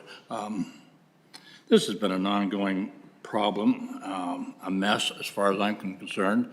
It's dragged on for over almost 4.5 years now. And I know we dealt with some issues with COVID and other things like that, but I'm trying to bite my tongue and not swear, but I'm trying, Mr. Mayor. You know I have problems doing that at times. I know. But it's damn frustrating that to the residents that this is dragged on so long, and they need an answer. And I think Councilor Garneau has made the point of moving agriculture equipment. Number 6 School Road hasn't had any money spent on it in a long time. They need to be repaired. Shoulders are falling apart. What shoulders there are? The roads are maxed out as it is right now. And the president here earlier tonight said, when there's an accident at number 6 School Road and 18, there's nowhere for that traffic to go. Believe me, I've been there for detours, and we've used Salt Springs Road when it was open, and I need to see it remain back as an open road. Councillor Pierce. Thank you, Mr. Mayor. So if I could, I'm just going to read what that number 5 is all about. And it says that council directs staff to proceed with the detailed design of alternate 3, realigning Salt Springs Road around the erosion hazard between Salt Springs Road and 124 Salt Springs Church Road. That doesn't tell me that we're going to proceed with this. What that tells me is that they're going to proceed with the detailed design. That's right. So to me, what we're voting on here is a detailed design. That's it. Right. Councillor Bell. Yeah, thank you, Mr. Mayor. Councillor Pierce is quite right. We're voting on whether to proceed with the detailed design. If we can cast our minds back to the decision we made with the library, we decided to support the detailed design, but the implicit understanding was that was going to give support to the whole project, and that's the case here, that Councillor Coleman believes that if we do the detailed design, naturally the construction will follow. And we've fallen into this hole a couple of times now, where we've designed something and then decide, actually, we don't want it. There was a piece, and I can't remember exactly how it was, Newport, the boat landing at Newport. Canoe We launch. Sorry? The canoe launch. The boat launch at Newport. We spent money on that, only then to put it away because it didn't actually work for us. So I'm conscious that we should not spend money on a solution that I don't think is appropriate when we have a solution which is indeed functionally addressing the problem that we have and at a much lower cost. So I'm concerned that we're going to spend money on a detailed design, then we're going to potentially spend money on a construction when we have a much, much cheaper solution available to us. Heather Boyd has the answer to Lucas's second part of his question.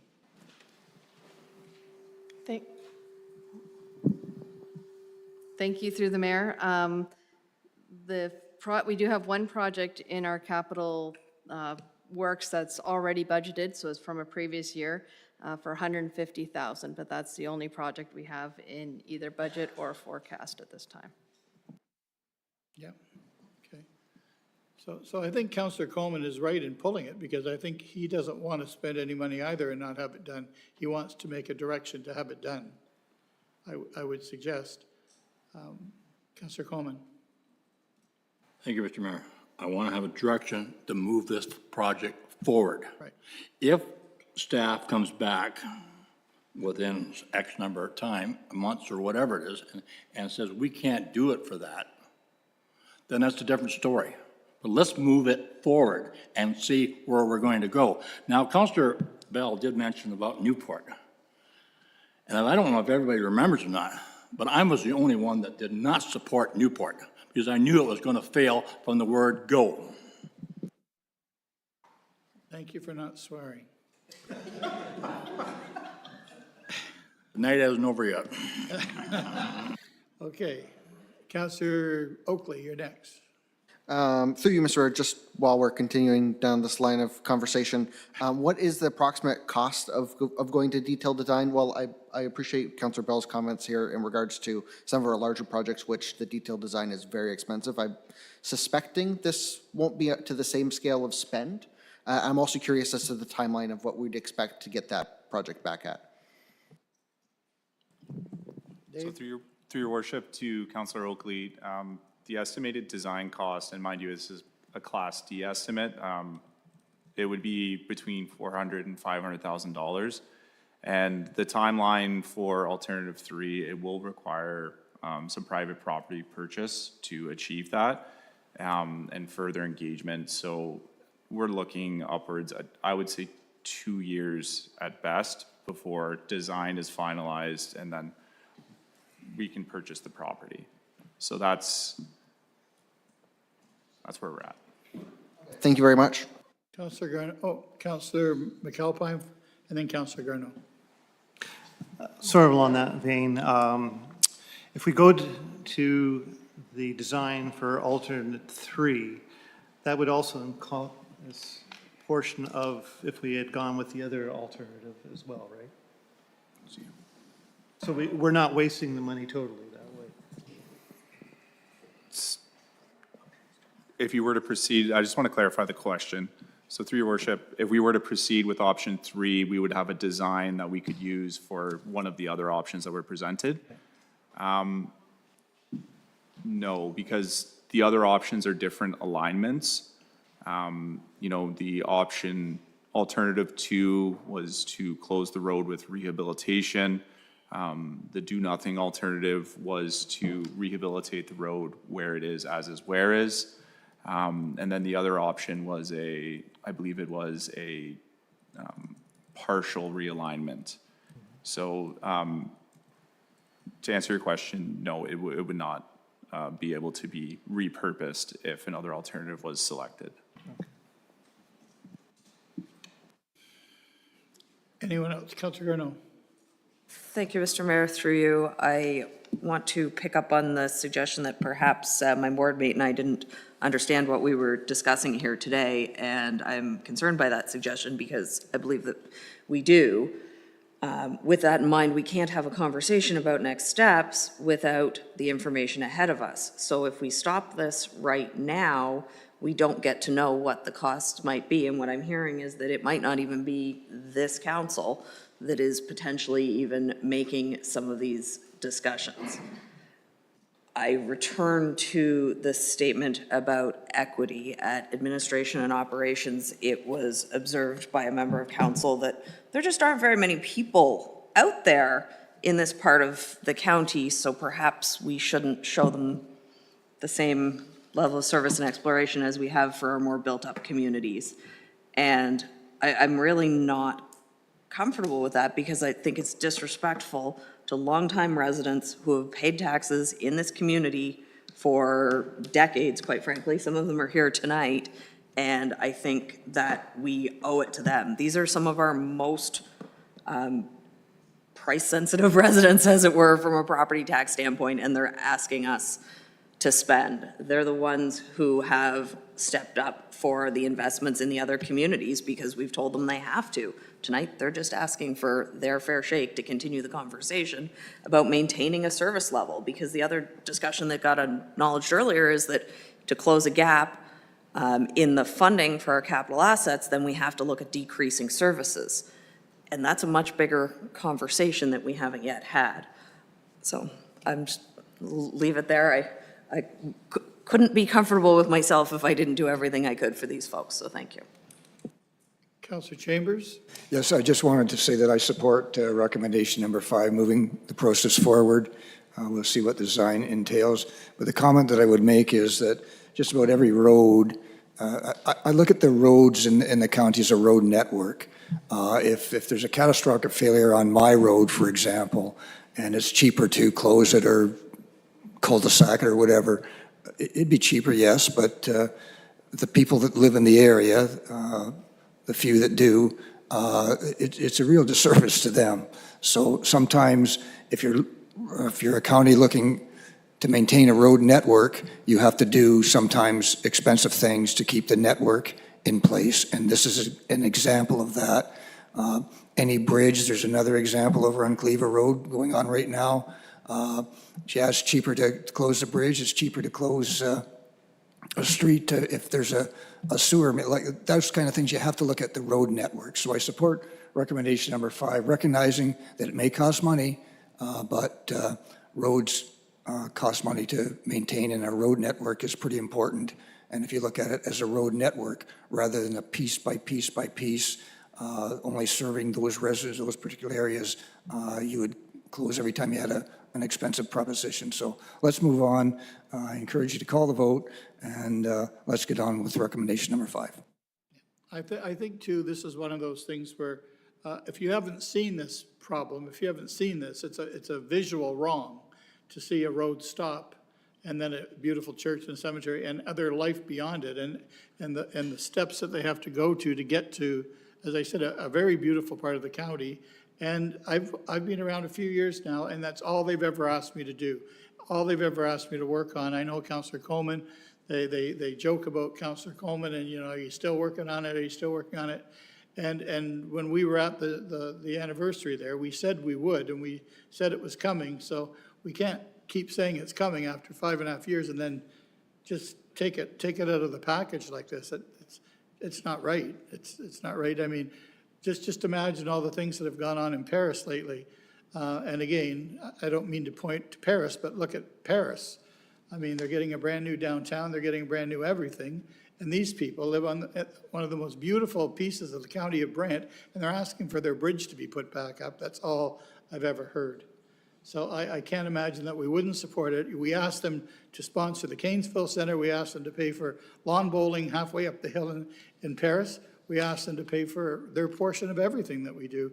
You know, we're looking to do a community center in Glenmorris, and it's their money that's going to build it too. So I can't imagine that we couldn't support this, since it's the only thing they've ever asked me as the mayor to do for them. So I have to support it because I said I would. So I don't know, we can come up with a resolution, we can vote on it. It's on the floor. Councillor Coleman and Councillor Garneau have got it on the floor. Clerk, if you want to read what we're voting on before we vote, because it's been, we've voted on everything but 5. So this is standalone. And you can just maybe read what we're voting on.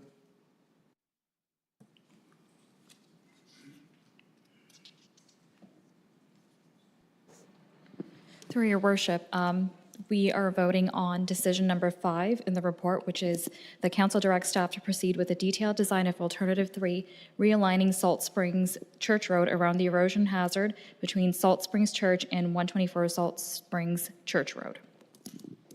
Everybody's clear? Call the vote. All those in favor? Opposed? It's a recorded vote. Everybody, you've got all that? Yep, it passes. Thank you. Thank you. We move on to 9.2, which is paramedic services report, which is Councillor Miller. Oh, Councillor Chambers, are you going to speak for Councillor Miller? Yes, I will step in the place of Councillor Miller and move that the paramedic services meeting minutes of July 16, 2025 be approved, seconded by Councillor Pierce with EI. Thank you. Are there any comments or concerns about Councillor Miller / Councillor Chambers committee report? Seeing none, all those in favor to receive it? Thank you. 10.1, which is a staff report, the final approval. And David, you're going to speak to that. Are you here just for questions or do you have a presentation? Okay, that's great. Can I get it on the floor, please? I need a mover. Councillor Coleman, I need a seconder. Councillor McAlpine. Thank you.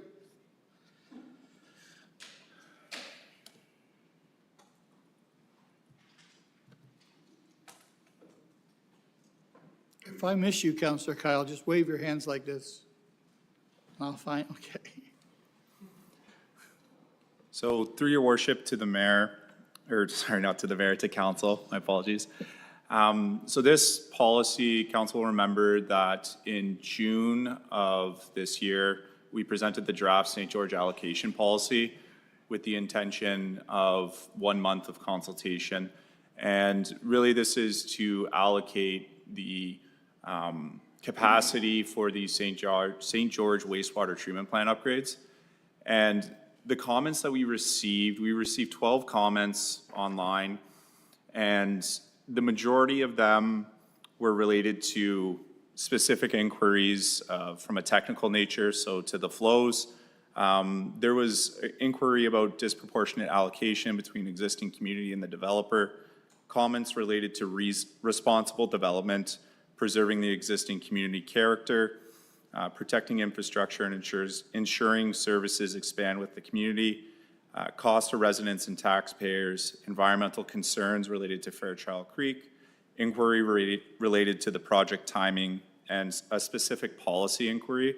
And one that I want to highlight for council is there was actually a developer that put a comment in who, it's a landowner, they own a piece of property, and it's a unique situation. So one thing that came out of it, that's a staff recommendation, is, you know, some more explanatory documents to accommodate with this policy. But the recommendation is to council is that the policy be passed with no changes, because the engagement that we received was reflective in the policy itself. Questions for the staff report? Councillor Bell. Thank you, Mr. Mayor. Through you to Dave. I'm looking at your report, Dave. On page, well, it's 150, no, it must be page 5 of your report. There's a graph there which shows on one scale population, on the other side flow. Am I correct in understanding that only 2,000 people are connected to the current wastewater system? I thought the population of St. George was a little higher than that, like 3,500. And then my question then rolls on to, you know, the capacity that you are installing. How much population can we accommodate? So through your worship to Councillor Bell, I just want to clarify that I'm looking at the correct graph you're referencing. So attachment to, bear with me 1 second, please. So the the bar on the left there on the y-axis is flow in cubic meters. Yep. And as far as the population, oh, there's a bar on the right, a population. That's a tough thing for us to estimate, I would say, based on the flows for a wastewater treatment plant. It depends on the density of development that occurs, as well as, you know, there's a lagging indicator. So when these upgrades occur, the design factor that we allocate when they submit their planning application, it's typically more than what the real flows are. So what we're anticipating is that once these developments occur, more allocation will be available. And the same is true throughout other communities. Just we have to allocate that because it's a design factor. And I don't have an answer for your question for the population that this would support. So where I'm going with this, if I may, Mr. Mayor, is I think the population of St. George, and John maybe knows better than I do, is about 3,500 people. So our current water treatment system supports 3,500 people. We're going to quadruple the size of it. So that should take us to about 14,000 people that we can support. But your graph shows 8, and it's quite a big gap. So, and the next iteration of that question is, are we putting in a system that will support all of the approved applications to build in St. George? Or will we still have to go further than that to meet those approved applications that we have? So currently, the upgrades plan for the St. George wastewater treatment plant, there is a small gap in applications we have and total capacity as part of these upgrades. But as I mentioned before, we do expect that that capacity will become available as they progress through the design phase and these subdivisions come online or the developments come online themselves. Okay, not sure that's my answer, but you can send me a note on Friday. Yeah. And any other questions? No? Oh, Councillor Kyle. Thanks, Mr. Mayor. Through you to Dave, kind of further to Councillor Bell's question. I think it's my understanding, and maybe Dave, you can clarify, but the limiting factor with even the expanded wastewater treatment facility is Fairchild Creek, and the limit of the new plant is basically dictated by how much effluent we can put into that creek, and therefore won't necessarily quite cover off all of what is approved. Am I correct in my understanding of that? So through the mayor to Councillor Kyle, yes, you are correct. Any other questions? Okay, thank you. It's on the floor. It has a seconder. We'll call the vote to receive the report. All those in favor? Opposed?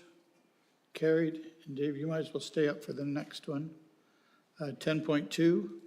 I give it on the floor. Councillor Bell. Yeah. And Councillor Kyle. It's on the floor. Any questions to 10.2 for Dave? Councillor Bell. Thank you, Mr. Mayor. Just a related question. Your table on page 4 of your report gives 2,500 cubic meters a day flow to the landowners group. Again, same question. How much of their approved development does that cover? And again, you can tell me on Friday. It's okay. Sorry, it's Friday. No, it's not Friday. Feels like Friday. Feels like Friday. So I guess through the mayor to Council Bell, we'll follow up with a Friday file report for you. Yeah. Councillor Kyle, I see your hand up there. Thanks, Mr. Mayor. Just a quick comment, something I noticed in the recommendation.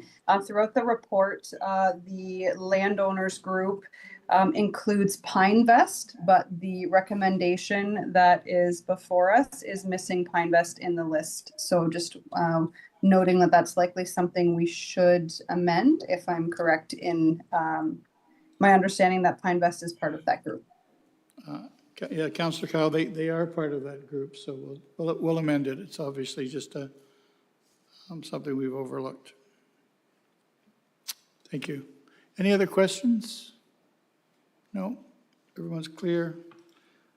All those in favor of the report? Yep.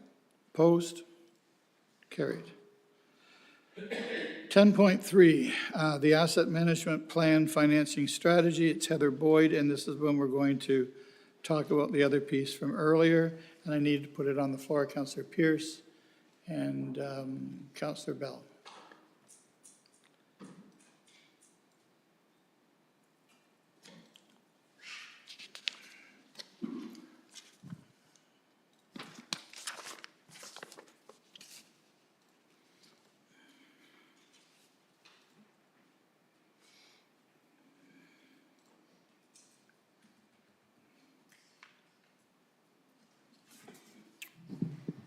Thank you, Your Worship. I'm not going to speak to the details. I think Byron went over it in quite a bit of depth and has explained it well. I just want to remind council that this is, Byron already said it, but this is a strategy. It's not a funding commitment. So council still has to do all the work we always do with the budget in terms of, bringing expectations into alignment with what we need to do. But it's a recognition of the scale of our assets and the fact that whenever we do build new things, that there is financial implications all the way down the pipe for those. So that's largely what the scale of this is. Also, we have a legislative requirement to have this financing strategy as part of our OCIF document. So this is the last piece of that legislative requirement. Questions for Heather? Councillor Bell. Thank you, Mr. Mayor. Through you to Heather. Heather, I think you have said it, I think Byron said it, that this is not a de facto direction from council to staff as to what we're expecting out of the next budget round. Through the chair, I believe that this is a goalpost. This is what, council is saying, that we are going to be, our plan is to try to work towards the full funding of the asset management plan, and staff will be working on that as a starting point, but it isn't saying that this is for sure what council is going to approve when we get through to the budget. Yeah, so just to be clear, we're not saying that when we do come to the end of the budget cycle, as our colleague Councillor Coleman often says, 5% is the answer. This is not saying the answer is 4.4% plus 1% for the hospital fund. No, this is not committing to that at all. And the second related thing, that whilst this is a strategy, it would imply that for the next, on the assumptions we have, that we could expect that our property taxes will increase by 5.4% for the next 10 years, and our water rates will increase by approximately 6% per year for the next 10 years. That's what I interpret from this. Is that correct? It's certainly a caution that is where things are headed. There's still a lot of things that can change between now and then in terms of changing priorities, growth, accelerating beyond, because what Byron presented was really a 6% expenditure increase, but with the growth of 1.7, so if that goes up or down, that also changes where that percentage ends up that we even start with. But once again, we just spoke about, Salt Springs Church Road. There's other things that are going to come up, and we may have to shift priorities. We may not do the asset management plan as fast as we can, but we are certainly cautious of making sure that we don't do anything that's going to make our assets not reliable and sustainable. So just the consequence of that is if we smooth out things for the next 10 years, we're not going to spend as much money in the next 3-4 years on asset management. What is the risk that we as a county are taking? And it's not really a question I think, Heather, that you can answer directly, as I said yesterday, but I think it's more a question for Dave, who will be on the front line, and it's a question for Phil, wherever he is. to recognise that we may not be able to do the things that we've talked about in this council before. For example, the BSC expansion. Again, this council sort of moved it forward last time round, but it may not be possible to accommodate it. So appreciate comments from both Dave and Phil on this. So through the mayor to Councillor Bell, there's a lot of assumptions in an asset management plan. I'll just give an easy example. The lifespan of a water main. It's 75 years is our current level of service.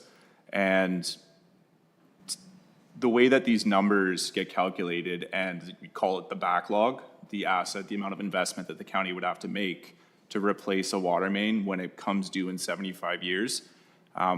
The county is currently doing a lot of assessment work in advance. You know, an example would be our CCTV inspections. So we have a lot more data on the condition of those pipes.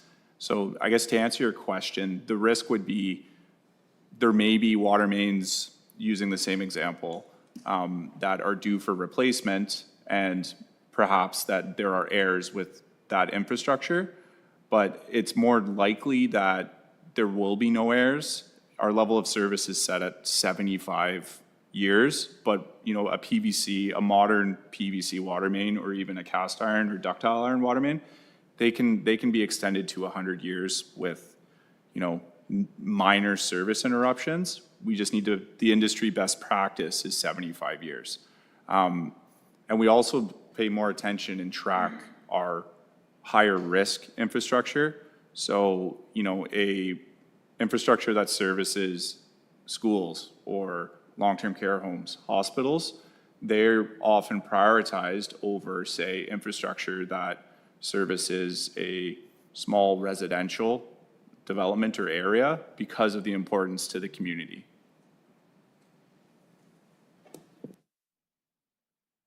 So through the chair to Councillor Bell, I think one of the things that we're really concentrating on, both in operations and in community services, is our maintenance practices. And we're really trying to optimize what we can do both with our contracted services and our internal teams. And we're really working on optimizing. I think if we can increase our maintenance, we can, you know, increase the life of certain assets. For example, it could be a compressor in an arena. It could be a roof system. You know, resaturating a roof at year 17 or 18 it would get you maybe another 10 or 12 years. If you waited 2 or 3 years, you've got to replace that roof, you know, at year 2021. So there's a lot of things that we're working on collectively between our groups, and I think, you know, hopefully we'll improve the situation. I think from what I see here, Brant's in much better position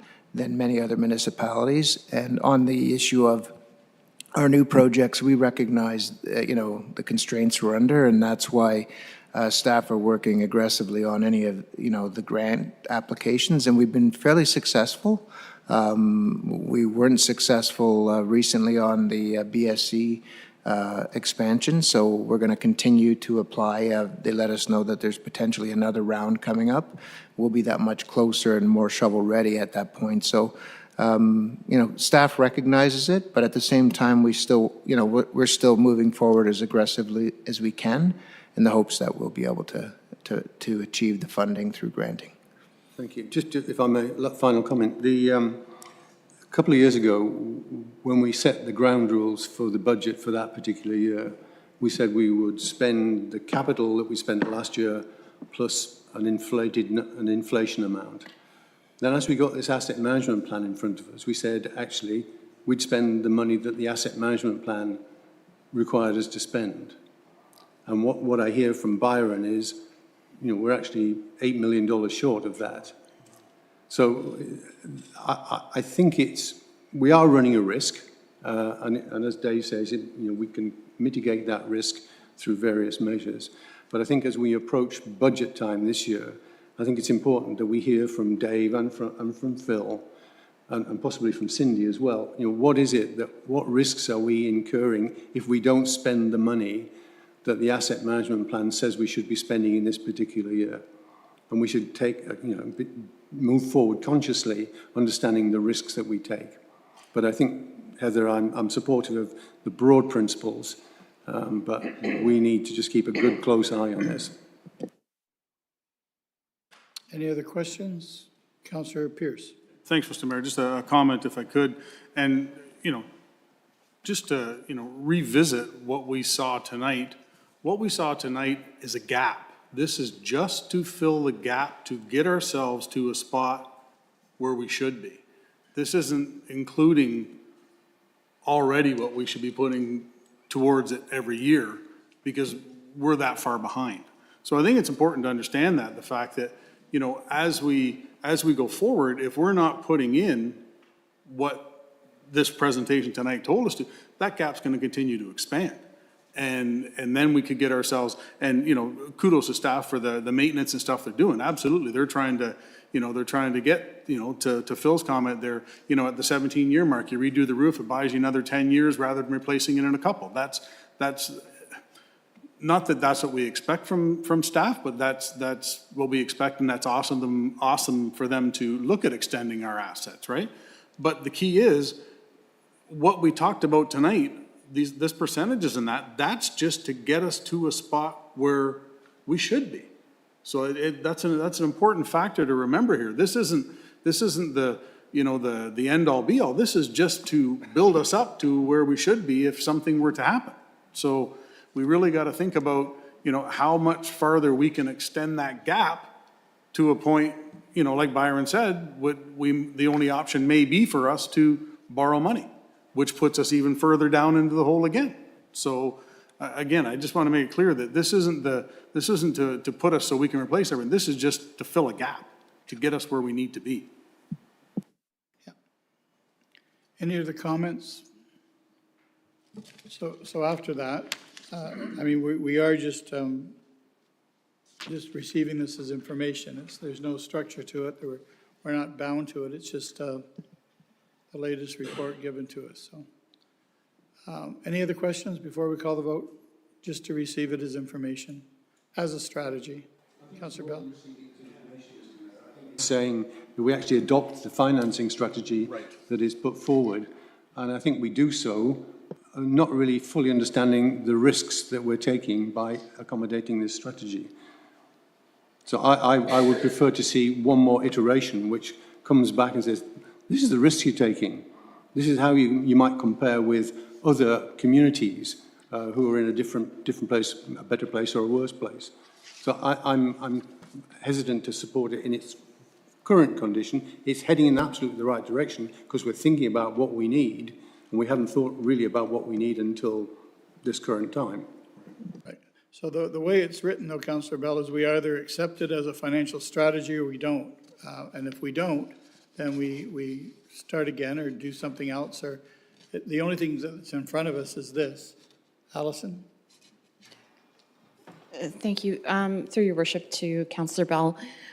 So as Heather mentioned, this is the financing strategy, but we can certainly present those risks as part of the next iteration of the long-term financial plan review and the budget without affecting the recommendation to adopt the strategy tonight. But we can actually take that into consideration and, like I said, make sure that that is part of this, which will be input into that next iteration of the long-term financial plan and next year's budget.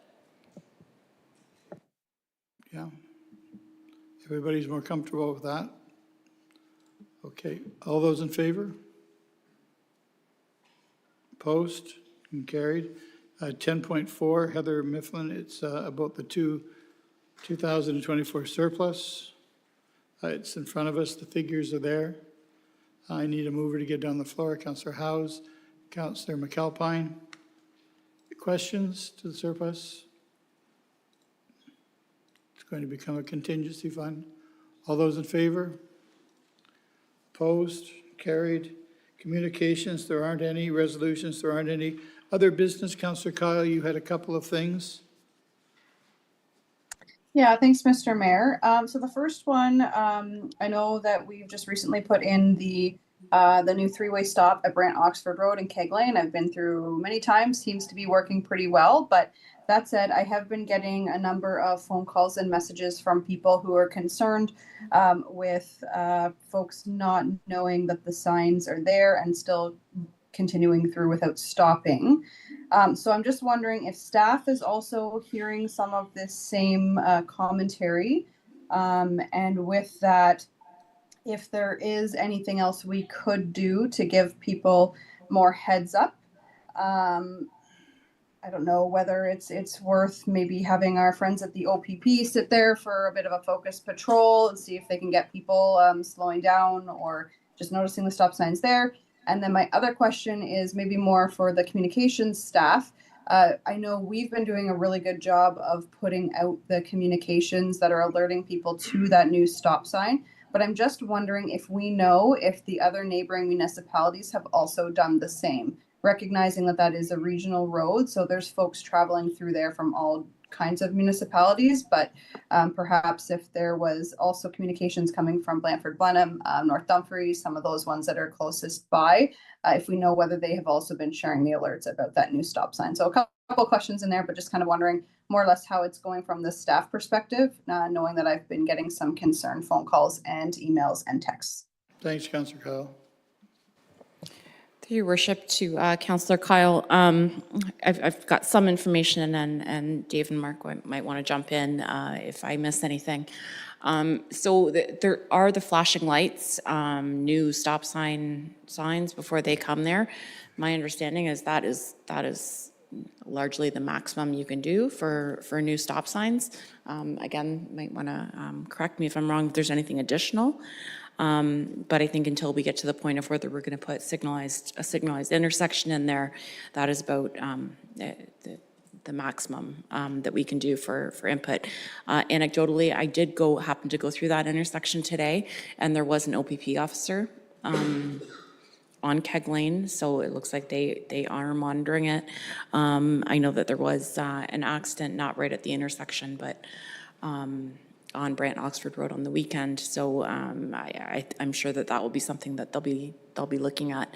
I can't speak to any communication that's gone out from Oxford, but I can certainly look into that and get you a Friday file on if they have any intent, if they're not doing so right now.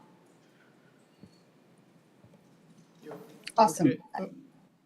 Yeah, no, I appreciate that through the mayor to Allison, and yeah, like the residents that have reached out, I've kind of told them there's going to be a transition period. It's a new stop sign, so we're just hoping that people can be as vigilant as possible, and hopefully they'll adjust as quick as they can.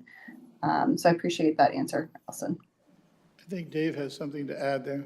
Yeah, through the mayor to Councillor Kyle, we are going to look at, because again, I actually drove through that area and along Brant Oxford Road, and we are going to look at putting some line painting on the ground for stop ahead. We did consider rumble strips, but noting that we are expecting a signalized intersection and also the proximity to residential homes, those are quite loud and would be quite frustrating if all night you were hearing that noise. So we are looking at putting the stop ahead and the white lines, just noting that they will have to be removed. Okay, any other business, anything else that we want to talk about before we go in camera? Councillor Kyle. Yeah, thanks, Mr. Mayor. I had one other unrelated one. I noted that we didn't really have a spot for. We talked about having a spot on our agendas for conference wrap up. So I just wanted to give a really quick recap of the Federation of Canadian Municipalities conference that I attended in May, at the end of May, with Councillor Oakley. Just to give council a bit of a recap, it was an excellent conference. There were some really great sessions. A lot of them were designed even more so as a workshop. So felt that we came out with some tools that could maybe help us do our jobs as councillors and as elected officials even better. We had an opportunity to hear directly from Prime Minister Mark Carney, as well as a number of the opposition leaders who were there. which was really kind of a neat experience. And he gave a fair bit of his time and also did a fireside chat with the president of FCM. So it was really good to be there for that. We were, and I'm kind of speaking for Councillor Oakley, maybe he'll want to jump in as well, but I was pleasantly surprised by how much focus was on rural Canada and the rural municipalities across the country. I think there was a perception that FCM is for the big cities. They do have a big city caucus meeting, but really by and large, the focus was on the rural parts of the country, which was really kind of a cool thing to see. FCM released a new report that was about unleashing the prosperity of the rural parts of the country. So definitely a focus on rural. The networking was excellent. Many of the elected officials that were there were from small rural municipalities across Canada, and many that were more the size of our St. George's and our Burfords, more so than the big cities again. So there was opportunity to have some really good discussions with some of those elected officials from those smaller municipalities in other parts of the country. And one of the takeaways for me is that there's probably some value in when we're doing environmental scans and we're looking for different ideas and technologies and whatnot, taking a look at some of these smaller municipalities across the country. One notable example, Councillor Oakley and I were talking to a couple of councillors from, I believe it was Sundre, Alberta, and they were talking about their wastewater treatment plant. Sundre is about the size of St. George, between the size of St. George and Paris.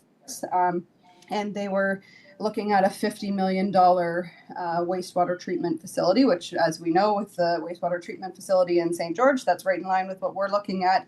And because they're such a small municipality, they certainly couldn't support that with their tax base. So they were doing some investigations and found some new technology out of Saskatchewan. And the grand total for their new wastewater treatment plant went from 50 million to 11 million. So definitely, maybe that's something that wouldn't work for us, but definitely worth looking into something like that and maybe expanding our search for some things. And then the last kind of really interesting piece, I attended a reception on one of the evenings and turned around, and the new Minister of Crown Indigenous Relations and Northern Affairs, Rebecca Alty, was standing there. She was there, no handlers, no, she was just there as her as an individual. So I had an opportunity to have a conversation with her for about 30 minutes.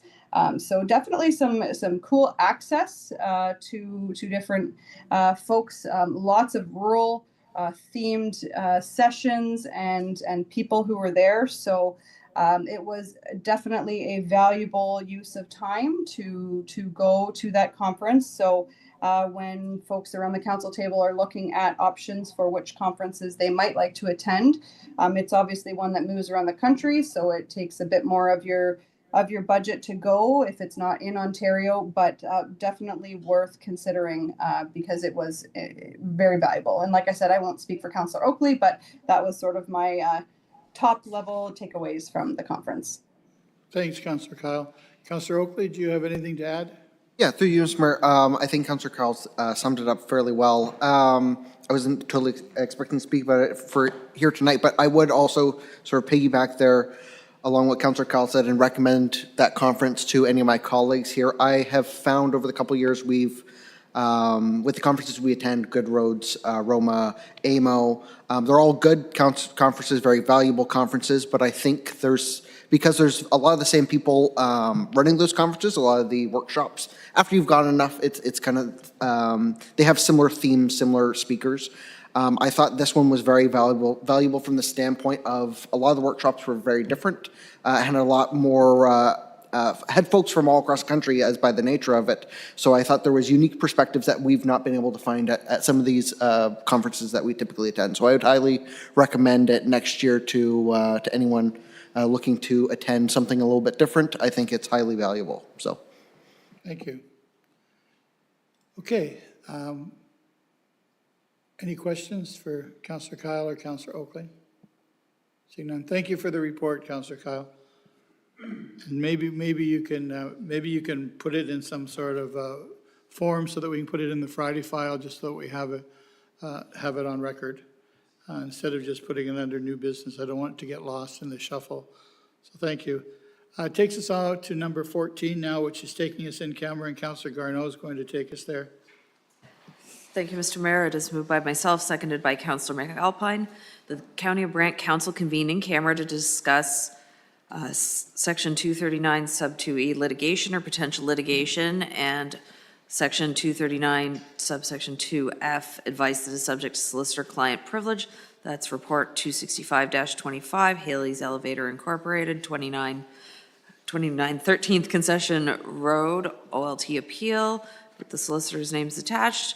It's Section 239, Sub 2I, a trade secret or scientific, technical, commercial, financial, or labor relations information supplied in confidence to the municipality. It's Report 276-25, update on natural gas expansion to Harley, Adam Crozier, Haley Gilmore, and Section 239, Sub 2K, a position, a plan, procedure, criteria, or instruction to be applied to negotiations, and Section 239, Sub 2C, proposed or pending acquisition or disposition of land. That is the administration and operations in camera report of July 15th, 2025. That was a mouthful. Thank you, Councillor Garneau. Councillor Garneau, that was a big chunk there. All those in favor to go in camera? And we'll just take a second. Second works great.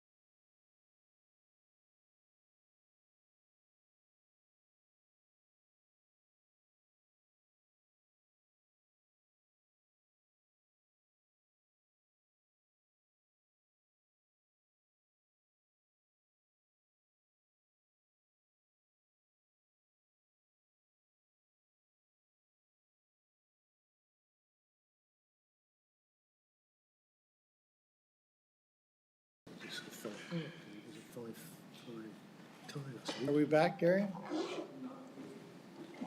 Just let me know. Yeah? We're back in open session. Takes us to number 15 on the agenda, which is the bylaws. Councillor Oakley has those. Thank you, Mr. Mayor. Moved by myself and seconded by Councillor House that bylaws 88-25 to 91-25 be read a first time. All those in favor of the first reading of the bylaws? Okay, second time, please. Through you, Mr. Mayor. Moved by myself, seconded by Councillor House, that the bylaws 88-25 to 91-25 be read a second time and all preambles and clauses be adopted. Thank you. Are there any questions to the second reading of the bylaws? Seeing none, all those in favor? If you can go one more time, Councillor Oakley. Through you, Mr. Mayor, moved by myself and seconded by Councillor House that bylaws, if I could speak, that'd be great. I might have to borrow one of Councillor Coleman's swear words.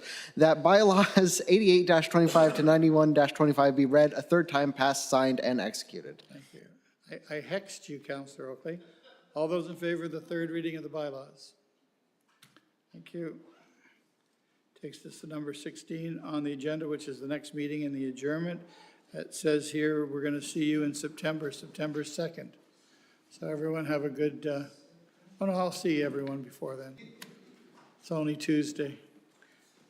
Motion to adjourn. Councillor Garneau. We stand adjourned.